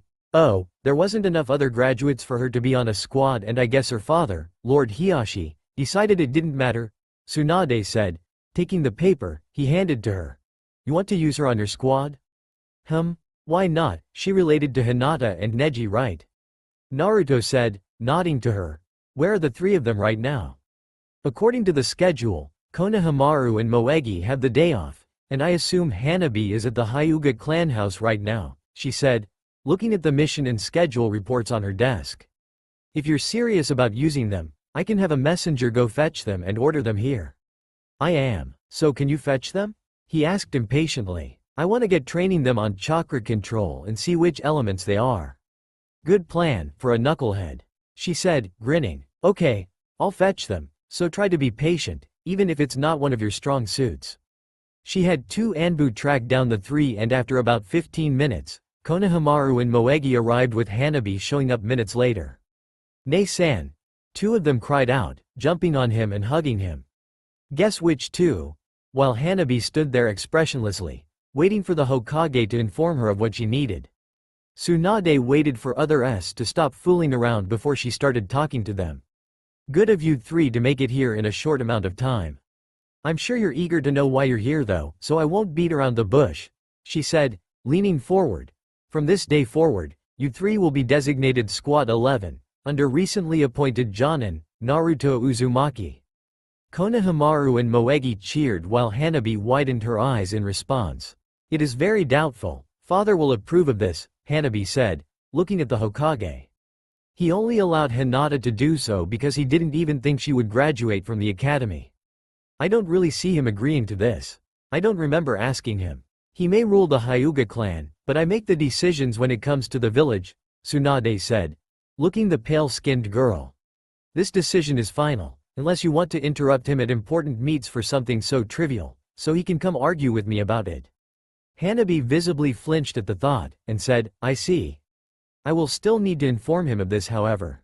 Fine, do so after training today, Naruto said, walking in front of them. We'll use Squad 7's training grounds, since my team has been broke up due to too many high-ranking members. If you don't know where the grounds are, then memorize it when we go there in a minute. Now move along, we need to get started. This is going to be so awesome, Konohamaru said, excitedly. Big brother Naruto is totally going to teach us some awesome jutsu. Be quiet, you moron, your voice is quite irritating, Hanabi said, nastily, if I have to endure being a team with you, I don't want to have to hear you so much. Oh bite, me you stuck-up little brat. He yelled back, pull that stick out of your ass and grow a sense of fun. How dare you speak to someone of my stature like this? Hanabi said, yelling at him. You are nothing more than a little ow. Naruto had calmly walked behind them and smacked them both in the back of the head, hard enough to make them stumble. Both of you need to shut up, he said, looking down at them. I won't stand for bickering like this on my team. You don't have to become best friends, but you will respect one another and get along. Do I make myself clear, maggots? You have no more right to touch me than he does to talk to me in such a way, besides. Maggots? If anyone here is a maggot it is you, Hanabi said, before getting smacked in the head again. Shut your mouth little brat, I'm your teacher, a jonin, and I'm far older than you. So shut it down and don't talk back or I will make your life a living hell, little girl, Naruto said, leaning close and letting a little killer instinct flow off. Do I make myself clear? She shuddered slightly but maintained a still pose before answering with yes in a small quiet voice.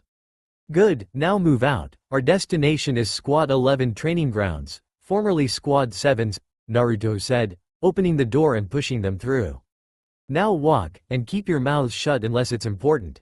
After he closed the door Tsunade was quite stunned at what had taken place just a moment ago.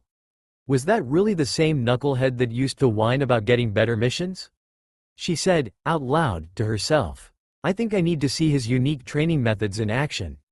She leapt out the window and made her way to the training grounds to watch her grandson and his squad in action.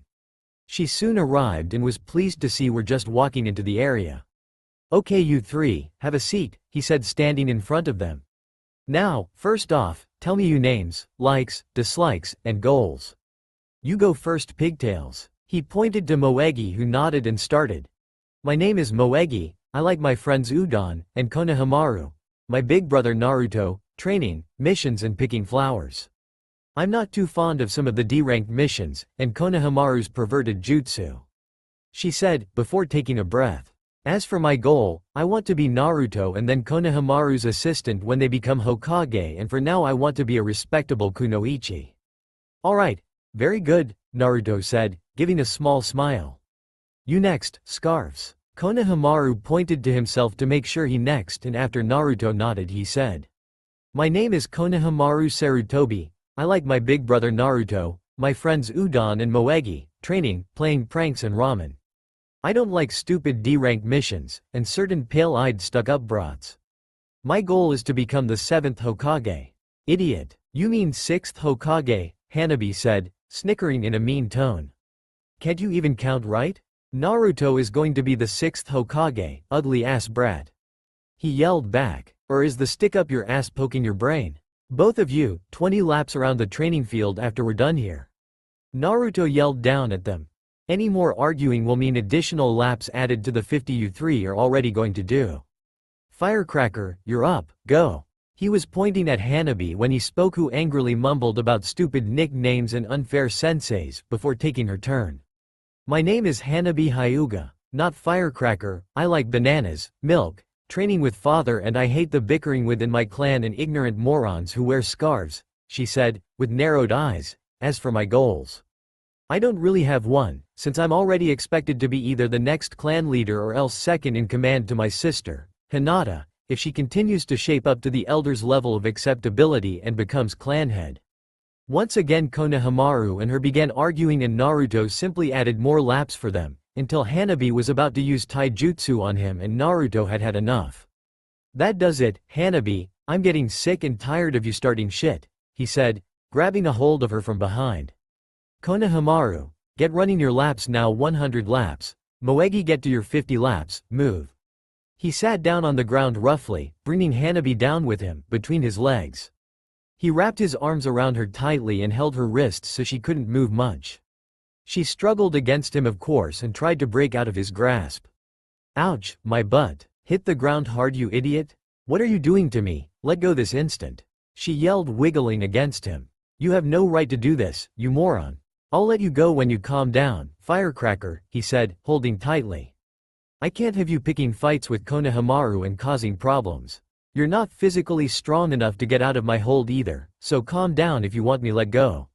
I'm not calming down at all, you asshole. She yelled, squirming as hard as she could muster. I'm going to kick your stupid ass when I get free. Sure, go for it, firecracker, he replied, calmly. You'll only wear yourself out faster. Sure enough, just as he said, a short time later she was struggling less and less as she became tired out. She gave a few more barely there movements to break free, but then just gave up and collapsed against him. He let go of her wrists and stood up, making sure to catch her so she wouldn't hit the ground. He carefully picked up the tired-out girl and leaned her against a nearby tree, putting his folded-up jacket behind her head. He then reached into his hip pouch and pulled out a small canteen of water and a bag of trail mix. He handed them both to the weakened girl before talking again.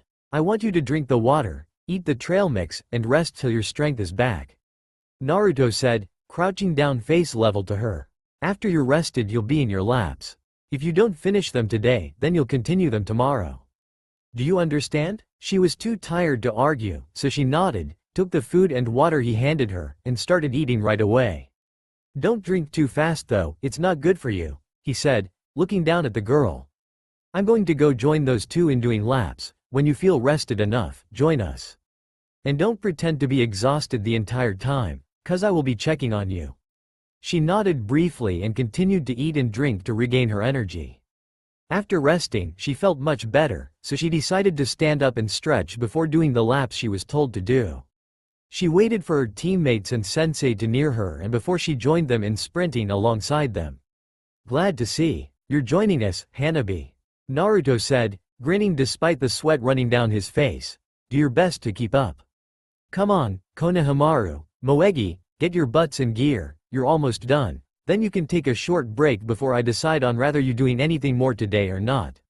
The four of them did lap after lap, with Moegi finishing up first, and proceeded to collapse by a tree, where they ate and drank the snacks Naruto had brought along for them.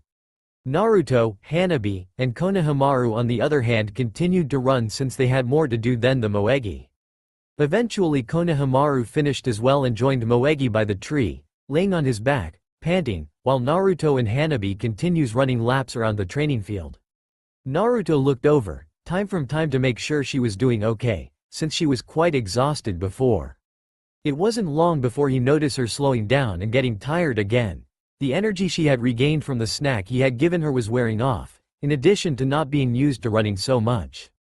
She stumbled and almost fell on her face, if not for Naruto grabbing her waist at the last minute, preventing her from eating ground.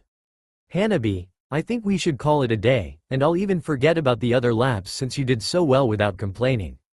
Naruto said, standing her up. Hanabi? You're asleep? Ha, sleeping on your feet, I wish I had a camera. He easily picked up the light girl and hoisted her over his shoulder, before walking over to Moegi and Konohamaru.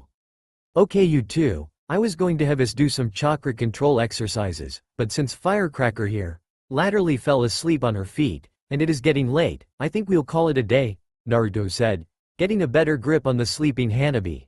Come on, let's get you two home okay. Naruto, Konohamaru and Moegi then walked off together so he could drop them off and carry Hanabi to her clan's house. Tsunade watched them walk off and couldn't help but smile along with Shizune, who had joined her a short time ago. I think Naruto is going to make a great sensei, Shizune said, smiling at Tsunade. A little unorthodox, especially his way of calming Hanabi Hyuga down, but very effective nonetheless. I agree completely, Shizune, Tsunade said, as she started walking back towards the Hokage Tower. I think his temporary status is now a permanent one. I can't wait to see what that kid does next. Speaking of the kid, Naruto had dropped off Moegi and Konohamaru at their homes and walked along the streets till he got to the Hyuga clan estate. He walked up to the front gates and was met by a female Hyuga guard. Halt, who goes, Uzumaki-sama, my apologies, to what do we own this nightly visit? She asked, bowing. And, is that Lady Hanabi? You don't have to call me Sama, and yeah it is, I'm her sensei now and I brought her home, he said, slightly irritated with the whole Sama suffix thing. She fell asleep during our squad's training, so I carried her home. Can I bring her in? I need to fetch you an escort first to show you in and out. It's the rules, she said, looking at him. Neji Hyuga has mentioned you being his friend. I could get him to do this task. Is that expectable, Lord Uzumaki? Just call me Naruto please, he said, shaking his head. And yeah, could you have Neji do the escort thing? Of course, Naruto. Just a moment please, she said, before speaking into her headset. Yes. Neji is requested at the front gates. It is for escort duties. Yes, thank you. He will be out momentarily. Cool, thanks. What's your name? He asked, shifting Hanabi for a better grip on her. Man, she's light, don't she eat anything? My name is Asuka Hyuga. It is nice to meet you, she said, somewhat nervously. By the way, Naruto, you should carry Lady Hanabi in a different position than that. If any of the main branch were to see her being held in such a manner, they may get mad. Okay, Naruto said, as he pulled her off of his shoulder and held her in a bridal style. How's this? I suppose that is more acceptable. Oh, Neji-san, you're here, she said, looking over her shoulder. Naruto, is he to bring back Lady Hanabi from training? It is good to see, Naruto, but what is this I hear of training? He asked, raising an eyebrow ever so slightly. I was not aware she'd training this late in the day, nor that you were with her. Well, I was just assigned as her sensei for the newly formed Squad 11, which is replacing Squad 7 inches, Naruto said, squirming a bit as Hanabi snuggled into him, and continued sleeping. Okay. Anyways, I'm taking on her, Konohamaru, and Moegi. She fell asleep during our training of her running laps around Squad 7 training grounds. Squad 7 is no more? And you've been assigned to be her sensei? This is all a lot to take in. Neji said, crossing his arms. Does this have something to do with Sakura being a pain recently? Yeah, I mean Squad 7 can reform if there's a shortage of highly trained ninja needed for something. But yeah, she was driving me and Tamari nuts. This way, it will stop her from interrupting us so much. Naruto replied to him. I also wanted to have my own squad and Grandma Tsunade agreed. Then I noticed Hanabi didn't have a squad and I needed a third member, so I picked her. Interesting. I'm surprised Lord Hiashi agreed to let Lady Hanabi join a ninja squad. Neji said, holding his chin. Nonetheless, we should bring her inside. Follow me, Naruto. Sure, but I didn't ask Hiashi, nor did Grandma Tsunade. I decided I wanted her, simple as that. He said, walking forward. Oh, and I'll see you around, Asuka. I hope we can be friends. Asuka blushed and nodded in response to him but remained silent. Wait, you didn't get permission? Neji asked, as he came to a stop. If not, then I doubt he will allow this, especially since you started training her before you asked him, though I do suppose you doing this is simply the unique Naruto Uzumaki way you follow, isn't it? Something like that, Naruto said, grinning. Well, aren't you going to lead me to her room? I mean, she really lied and all, but I do want to get home at some point. Oh, yes, of course, this way, my friend, Neji said, as he resumed walking inside and down the hall. It's not far to her room anyways. So, you as sensei, how's life treating you as a sensei so far? Neji asked, grinning. It is everything you thought it would be? Ha ha ha, you're a riot, Neji. I've been it for one day, today, so I can't really say how it's been, Naruto said, thinking carefully. But I don't know one thing though, this little firecracker is one enormous pain in the ass. I really felt like punting her across the training field today, and she's lucky I didn't. Neji could help but laugh lightly at this prospect. I must say, that puts an interesting image in my mind, though I'm sure Lord Hiashi might not appreciate such a thing, nor would Hanabi. Well, if she would behave, then I wouldn't have had to even thought about it. Naruto replied, looking over at Neji. It really looks like most of the Hyugas beside Hinata, and now you, and that girl outside, Asuka, all have icicles stuck up their asses. Neji smirked and said, only you would be so blunt about these things, Naruto. In any case, we've arrived at Lady Hanabi's room. Oh, alright, could Slid open the door for me? Naruto asked, walking up to the door. I need to put her in her bed and get a move on, before Tamari starts looking for me. Neji smirked again, and Slid opened the door for Naruto, who walked in, carrying Hanabi over to her bed. Naruto carefully pulled back the covers and laid the girl down before covering her up. He undid her headband and put it next to her before standing upright, and walking over to Neji, who was standing by the doorway. Well, I'm off to relax for a while, get some dinner, and spend some time with Tamari, Naruto said, smiling.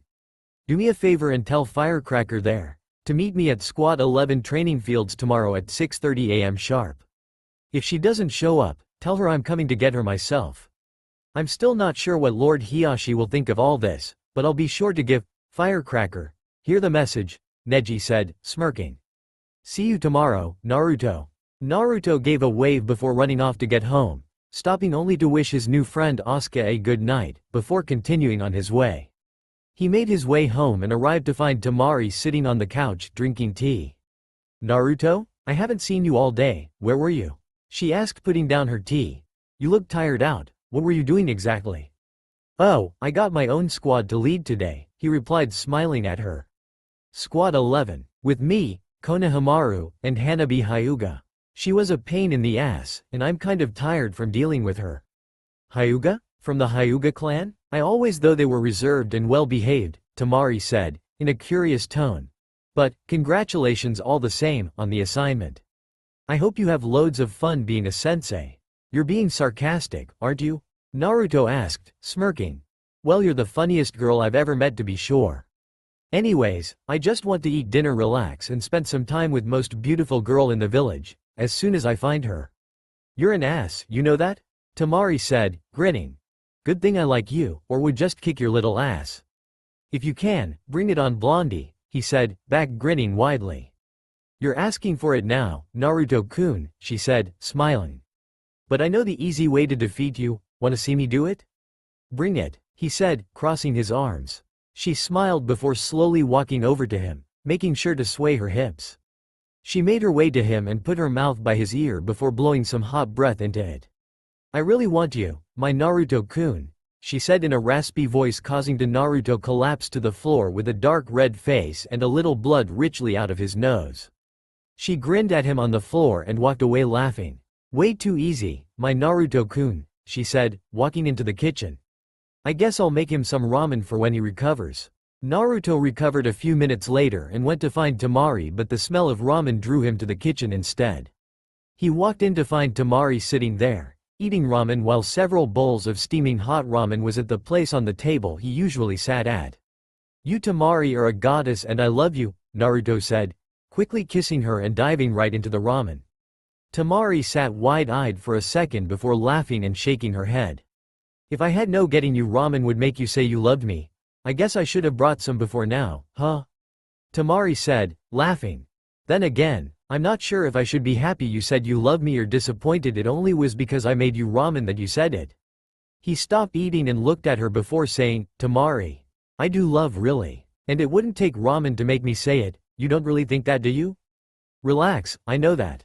I was just trying to mess with you, she replied, smiling. Anyways, good night.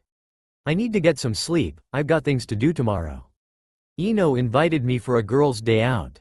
I'm not a girly girl, but it might be nice to talk to another female who isn't a psycho stalker of my fiancé.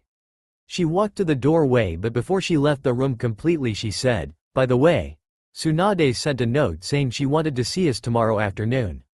And, I love you too, Naruto-kun, good night. Naruto ate the rest of his ramen and went to sleep with a big smile on his face.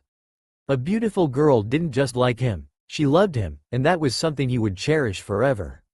Meanwhile, back in the Rain Village, Sasuke was eating dango while wait for Madara to find clues on the elusive swordsman rumored to buy the village. He had already gathered supplies and was quite annoyed with waiting for the man to return. Hope you didn't wait too long, Genji, a voice said, to which Sasuke ignored, and continued eating his dango. I expect you to answer me next time, son, Madara said, sitting next to Sasuke. Or did you forget, Genji? Sasuke looked up and saw Madara sitting there with his arms folded. Oh sorry, I forgot about the name, Dad, he said, eating the last of the dango. Did you find a lead or not? I did, in fact. A old contact of mine confirmed that one of the new demon swordsmen are living here. Though it's actually near the village, not inside, Madara said, standing up. Come, we have our supplies, don't we? We need to get some rooms for the night, as it is late, I am tired. Well, go find the swordsman tomorrow morning. Sasuke growled at him but followed anyway. He hated to admit it, and he wouldn't out loud, but Madara did have a point. So they got a couple of rooms at a hotel and went to their separate ways. Madara fell asleep almost immediately, though Sasuke laid awake for some time, thinking about the joy he would get at killing Naruto and burning the Leaf Village to the ground. "I will slaughter you, Naruto," Sasuke said, before dozing off himself. Back in the Leaf Village, Naruto sneezed in his sleep, causing him to roll over and mumble about giant pepper shakers attacking his ramen castle. It was the next day and Naruto, Moegi and Konohamaru were getting impatient, as they sat on the ground next to a tree at the Squad 7 training fields, waiting for Hanabi to show up. "That's it, I had Neji tell her to be here at 6:30 and I know he told her," Naruto said, standing up. "I'm going to drag her little ass here." "But what about us, Naruto-sensei?" Moegi asked, looking up at him. "Should we train or wait?" Naruto thought for a second before answering her. "Probably best to give them something to do. Yeah, they can train." "Yeah, you two can do laps till I return with Hanabi," he finally said, looking at both of them. "I'll try to get back quickly. If for some reason I'm not back in like 0.20 minutes, then do some light sparring, no weapons, jutsus, just hand to hand, okay?" They both gave Naruto a nod and went right to running laps, while Naruto himself ran off towards the Hyuga estate. After jumping through the trees and then rooftops for a few minutes, he arrived at the front gates of the Hyuga clan house. He walked through the gates and saw the Hyuga guard from the day before on duty. "Hey there, Asuka, how's it going?" he said, grinning as he walked up to her. "Naruto-sama. I mean Naruto, hello. What brings you back to the Hyuga estate?" she asked, walking over to him. "I'm here to drag Hanabi over to the Squad 11 training grounds," he said, still grinning. It seems she doesn't know about following orders too well from her sensei.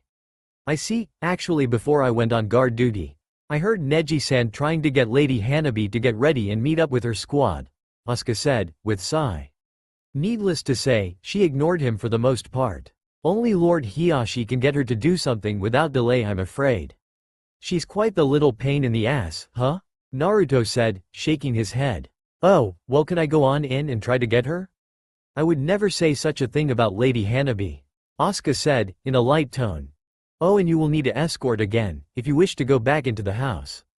"Oh, okay. Could you grab Neji again then?" Naruto asked, putting his hands into his jacket pockets. "Of course, just a moment," she said, walking over to the doors. "Excuse me, could you retrieve Neji-san? Someone is here for Neji-san, Naruto is here." "Hello, Naruto," Neji said, nodding his head as he walked into view. "I take it you're here for Lady Hanabi." "Congratulations, you win the prize," Naruto said, folding his arms. "Can you take to the little ankle-biter?" Neji grinned but only said to follow him inside and he would take Naruto to Hanabi's room.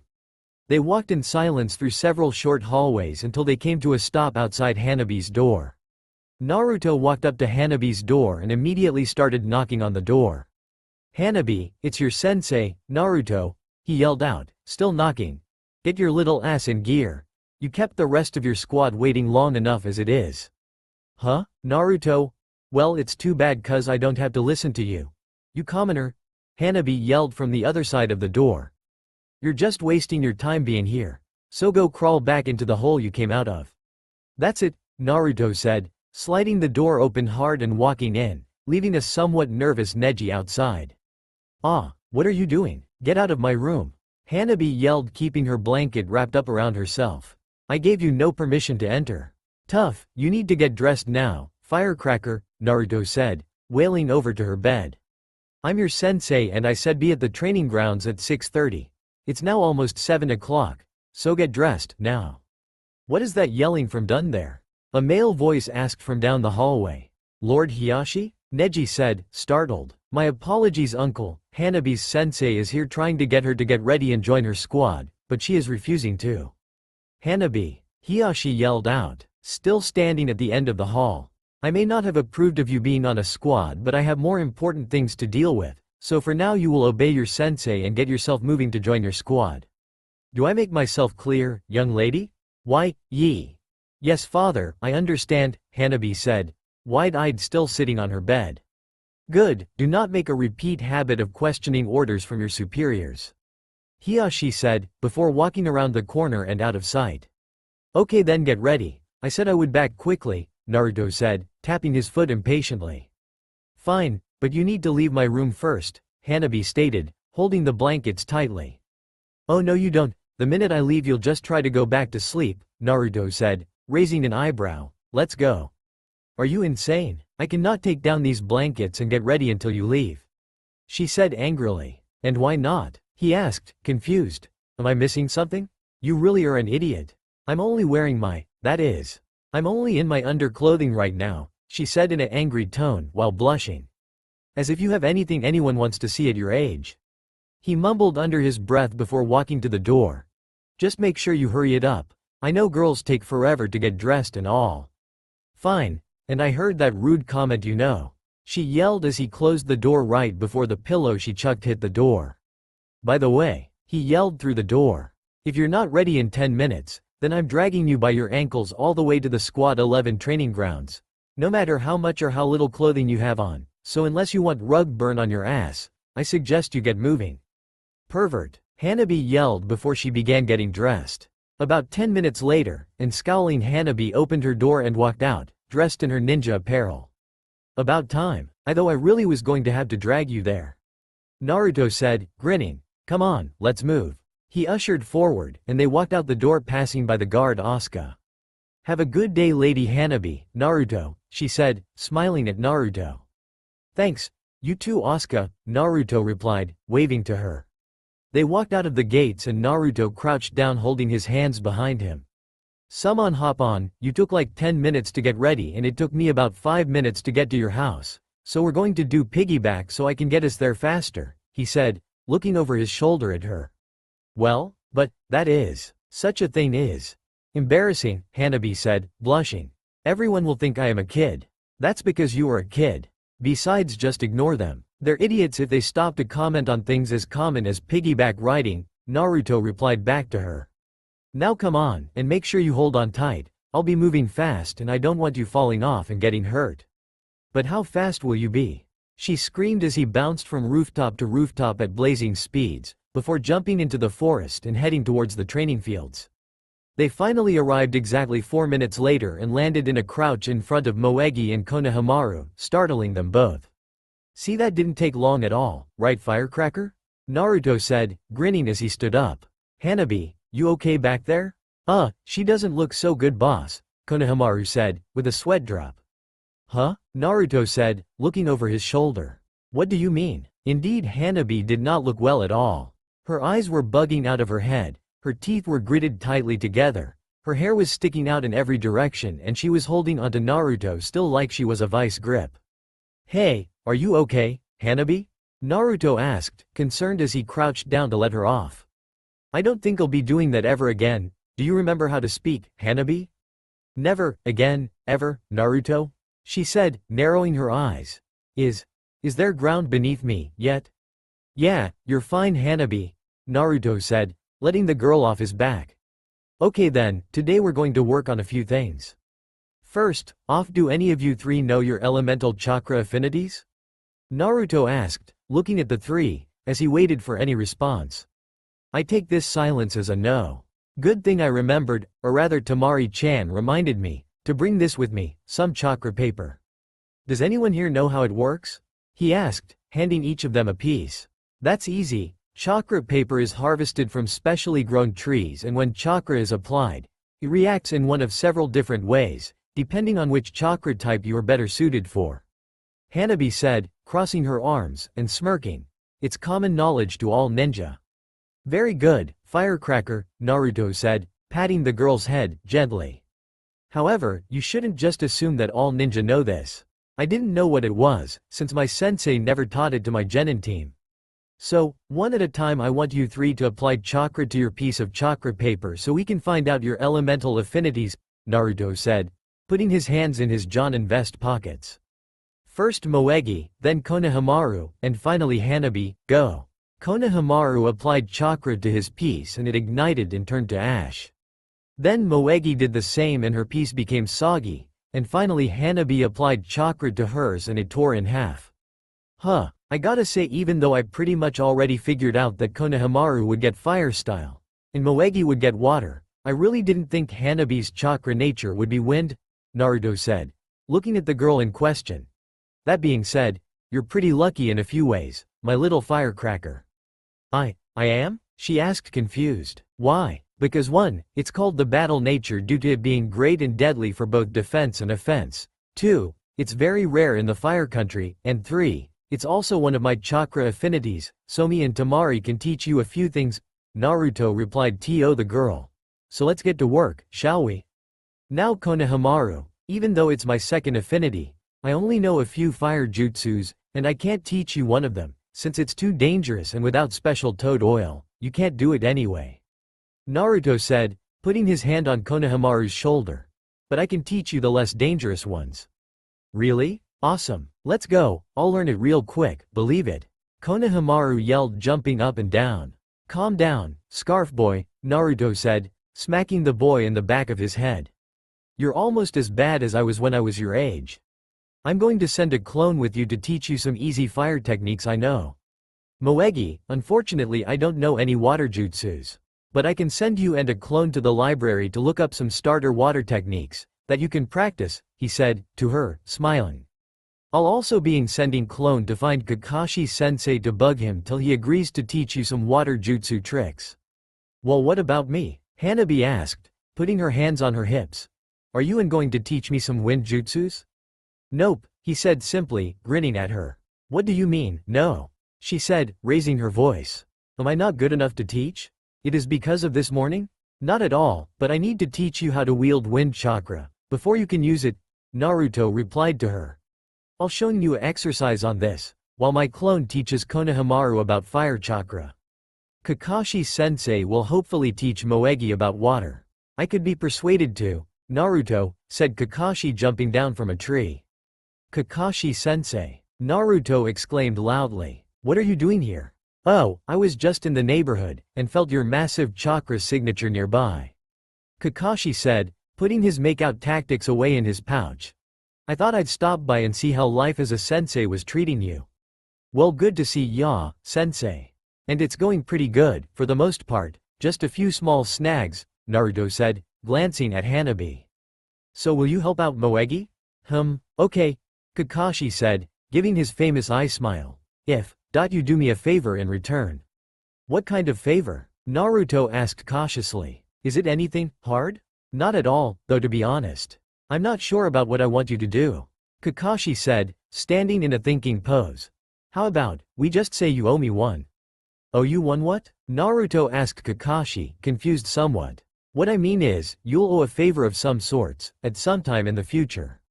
Deal? Kakashi replied, looking down at Moegi, after Naruto nodded a yes. So, are you ready to learn about water jutsus, Moegi? Sure, can I go ne-san? I mean sensei? Moegi asked, eagerly. Sure, go for it Moegi-chan, Naruto said, nodding. Do your best, okay? I'll do great, believe it, sensei. Moegi said, smiling before running off, with Kakashi slowly following behind her. Naruto smiled back, before turning to look at Hanabi. Okay. Grab 2 leaves for me off of a tree for me, if you would, he asked, folding his arms. Any 2 leaves will do. Hanabi mumbled before plucking 2 leaves off of a nearby tree and walking back over to him. He took one and let her hold on to the other, which had her staring at it, curiously. Okay, now what, smart guy? Hanabi asked, folding her arms, impatiently. What am I supposed to do with this leaf? Keep your shirt on, sheesh. Hold it in your hand, and watch me, he said, shaking his head. Pay attention to what I do. And you may want to activate your Byakugan while you watch. She quickly activated her Byakugan and watched as chakra flowed up Naruto's arm, and into his hand, before it split the leaf in 2. Naruto then looked over at her and grinned wildly. Pretty cool, huh firecracker? Naruto asked, looking at her. All you did was split a leaf in 2, moron, she said, sneering at him. True, but I did it using my wind chakra, he said, proudly. If you can learn to cut a lead in half, then you're one step closer to using your own wind chakra, my little firecracker. Huh? How do you do that? Hanabi asked, looking at her leaf. What's the difference between using wind and regular chakra? Why can only wind chakra cut through a leaf? Well, try to channel chakra into the leaf and see what happens, he said, grinning. Go on, try if you want. I bet since I'm a Hyuga with superior chakra control, I can do it, she said, grinning back. Just step back and witness the superior power of the Hyuga clan. Hanabi tried pumping her chakra into it the same way she did for the chakra paper a few minutes prior. But after a few minutes, she was grinding her teeth in frustration over nothing happening, and gave up. "It is impossible. You must have cheated somehow," she said, crossing her arms, angrily. "So much for the superior power of the Hyuga clan, huh, firecracker?" Naruto asked, smirking slightly. "You have to keep trying to focus and sharpen your chakra, in order to cut through the leaf. But I just tried and I failed. I am a Hyuga and I must obtain perfection in all I do. Just like I was forced to learn from father," Hanabi said, growling in a frustrated manner. "If I cannot do it, then what is the point? Shouldn't I focus on another way of learning to use wind chakra?" "There's no need to get too frustrated, Hanabi," Naruto said, crouching down and putting his hands on her shoulders. "I was also really frustrated when I was first taught this, but if I had given up so easily, then I never would have learned to use my wind chakra or save Kakashi-sensei, Ino, Choji and Captain Yamato from that really tough Akatsuki guy the first fought and beat. Just believe in yourself, you can do it," he said, standing up. "I believe in you, and I know you can do it, if you try. So get to it, and don't worry, I'll be here to help you along the way." "Huh?" Hanabi stated, looking at him strangely. "He wants to help me? Why? Father always said if you're too weak to do it on your own, then you should just give up altogether, but Naruto, I suppose if I don't try, you'll never let me hear the end of huh? Fine, I'll keep trying, sensei," Hanabi said, blushing a bit. "What was that? Did you call me, sensei?" Naruto asked, surprised. Just let me try the leaf thing in peace and quiet, moron," she replied, turning her head away from him. "Okay. I'll be practicing a few wind techniques that Temari's teaching me while you do," he said, chuckling as he walked a few feet away. "If you need help, just give a shout, okay firecracker?" Yeah, alright," she absently said, as she tried to concentrate on cutting into the leaf with her chakra.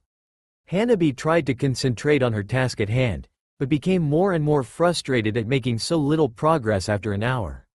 She not even put a single cut into the leaf and was angry and ashamed at such abysmal progress. "Damn it," she yelled out in anger, stomping off to the edge of the pond in the training area, where she flopped down to the ground and folded her arms.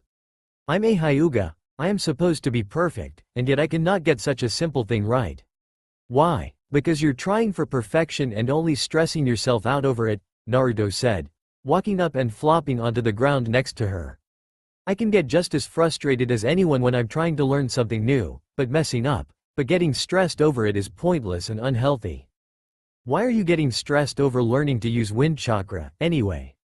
he asked, looking at the water. "When I was little and got stressed or angry or whatever, I used to talk to the old man Hokage, and it usually made me feel better. Maybe if you talk to me, you'll feel better." "It's nothing, I'm just not making any progress on using wind chakra," Hanabi replied, looking forward. Perhaps, I should just give up on it, I will only end up embarrassing both myself and you." "That's bullshit. So what, you haven't made any progress after an hour, big deal. You just need to practice a bit more, that's all," Naruto said, looking over at Hanabi. "And I really don't see how you're an embarrassment to anyone. I'm not ashamed of you. I mean, I made about the same amount of progress my first time learning the leaf exercise. Just try again, and go for a small cut instead of cutting the entire leaf in half. I believe in you, so don't worry so much, it'll give you wrinkles. Or at least that's what I've heard anyway." Are you sure?" Hanabi asked, looking up at Naruto as he stood up. "What if I don't do any better?" "Then I'll find a way to help you, till you can do it," he replied, walking away. "I'm your sensei and friend, and it's my job to make you, Konohamaru, and Moegi into great ninjas, so I'll do whatever it takes to help you three. Just take a few deep breaths, relax, and then go try again. And if you need help, make sure you come ask this time, instead of getting angry and stomping off, okay?" Yes, Naruto-sensei," she said back, watching him walk away, and "Thank you, Naruto." He gave her a grin before turning around and going back across the field. Hanabi took a few deep breaths and walked over to grabbing a leaf off of it. "Okay. Relax and take your time. Try for a small cut of any size," Hanabi said out loud to her herself. "I can do this. I will not fail this time." Once again, Hanabi set to work, trying to cut into the leaf, only this time taking her time and going slowly. After several hours she was still going at it, when Naruto walked up to her. "Hey, you made a few cuts," Naruto said, out loud, making her jump. "Sensei." "Yes, I did make a few cuts, but only and few small ones," Hanabi said, looking at the leaf. "I didn't do very well after several more hours, did I?" "Are you kidding me? You did great, Hanabi-chan," Naruto said, grinning. "I'm really proud of you. Make sure to keep up the good work, alright?" "You're proud of me?" Hanabi asked, in disbelief. "I know you said you wouldn't be upset if I didn't do well. But you're happy that I made this small amount of progress?" "Sure, why wouldn't I be?" he asked, as he ruffled her hair playfully. "Why don't you take a break? I'm going to go check on Konohamaru and Moegi. I'll be back in a minute, okay?" Hanabi couldn't help but smile and blush as Naruto ran off to her teammates. "Father never praises me for doing anything right, but sensei, maybe Naruto's not so bad after all. I will make you even more proud, Naruto, I promise."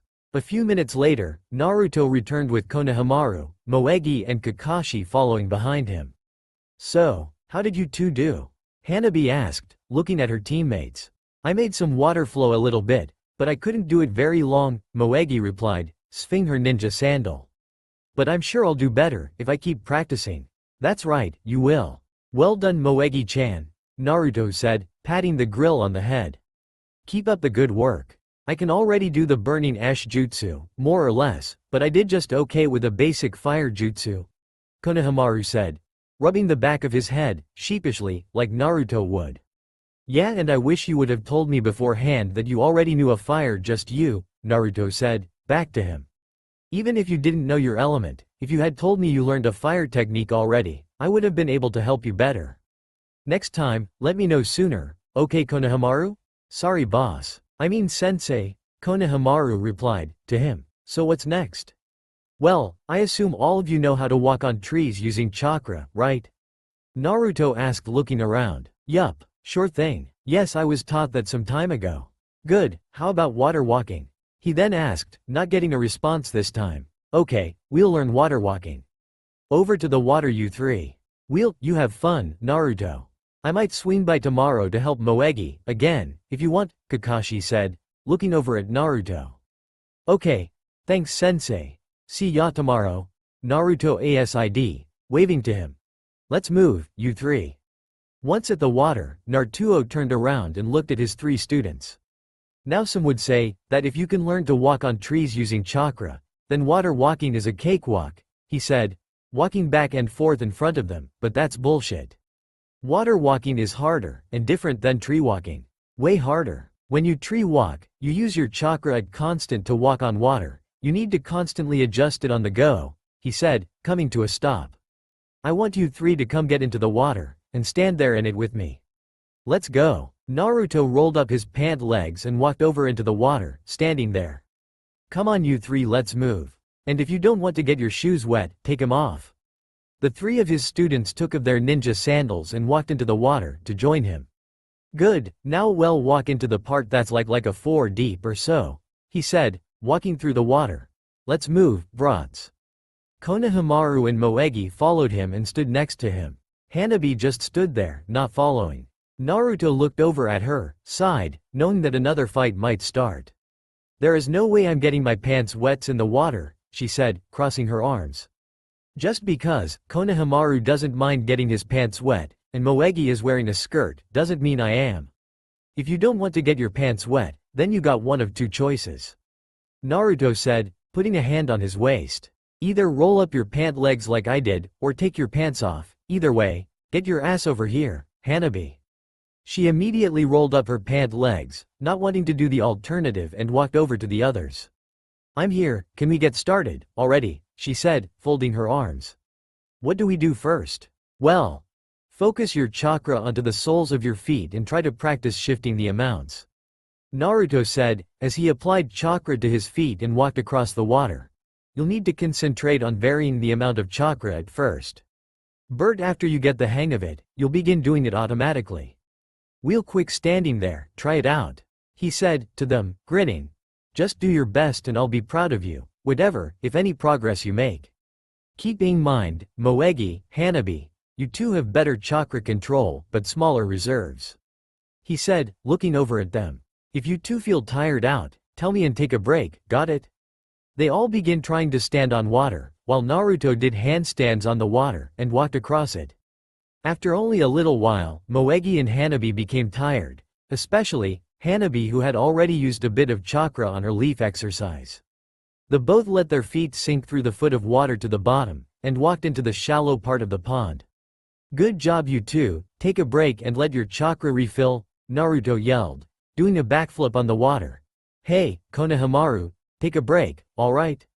And come over here. Alright, you three, we're going to go get some ramen to eat and do a mission afterwards. He said, grinning. Last one to eat Shiraku's is a weirdo. Naruto ran off laughing, with Konohamaru giving chase. Moegi grinned and looked to Hanabi. Come on, let's go. She said, taking Hanabi's arm and pulling her along. We don't want to be called weirdos, right? After Hanabi and Moegi arrived, finding Naruto and Konohamaru already scarfing down ramen. Hanabi smiled a bit at her teammates and sensei, thinking to herself that maybe being on Squad 11 would a good experience after all. She sat down to join them, and after lunch the four of them walked off to the Hokage's tower to get their first mission as Squad 11. They ended up with a D mission to unload supplies for Tenten's Famile's weapon shop and took nearly an hour get everything unloaded. Naruto decided they could have the rest of the day off to practice or whatever else they wanted to do. Konohamaru ran off to do some training, while Moegi decided to spend some time with her mom before doing some training as well. Hanabi said she needed to get home, and once again Naruto walked her home, since it was on the way to his own, and as a Hyuga, she needed an escort. After arriving in front of the Hyuga clan estate, Naruto crouched down in front of Hanabi. Look, you did great today, no matter what your father may say to you otherwise. You should be proud of your accomplishments with the wind chakra training and water walking, just like I'm proud of you, Naruto said, to her smiling. By the way, Moegi and Konohamaru already know this, but if you need anything, like someone to talk to, or just to listen to you can come and look me up at my house, anytime, day or night, got it? Hanabi blushed and nodded unused to someone being so nice, especially after giving him such a hard time. She watched him get the attention of the on-duty guard, telling him Hanabi was back, and then give her a wave goodbye. Thank you sensei, she said smiling, before she walked inside the gates and entered the house. My team may be strange, but I like them. I hope father lets me stay on the team. She though as she walked to her room to take a bath and rest for a bit before resuming her training. That's all for now. If you enjoy then please like, share and do comments.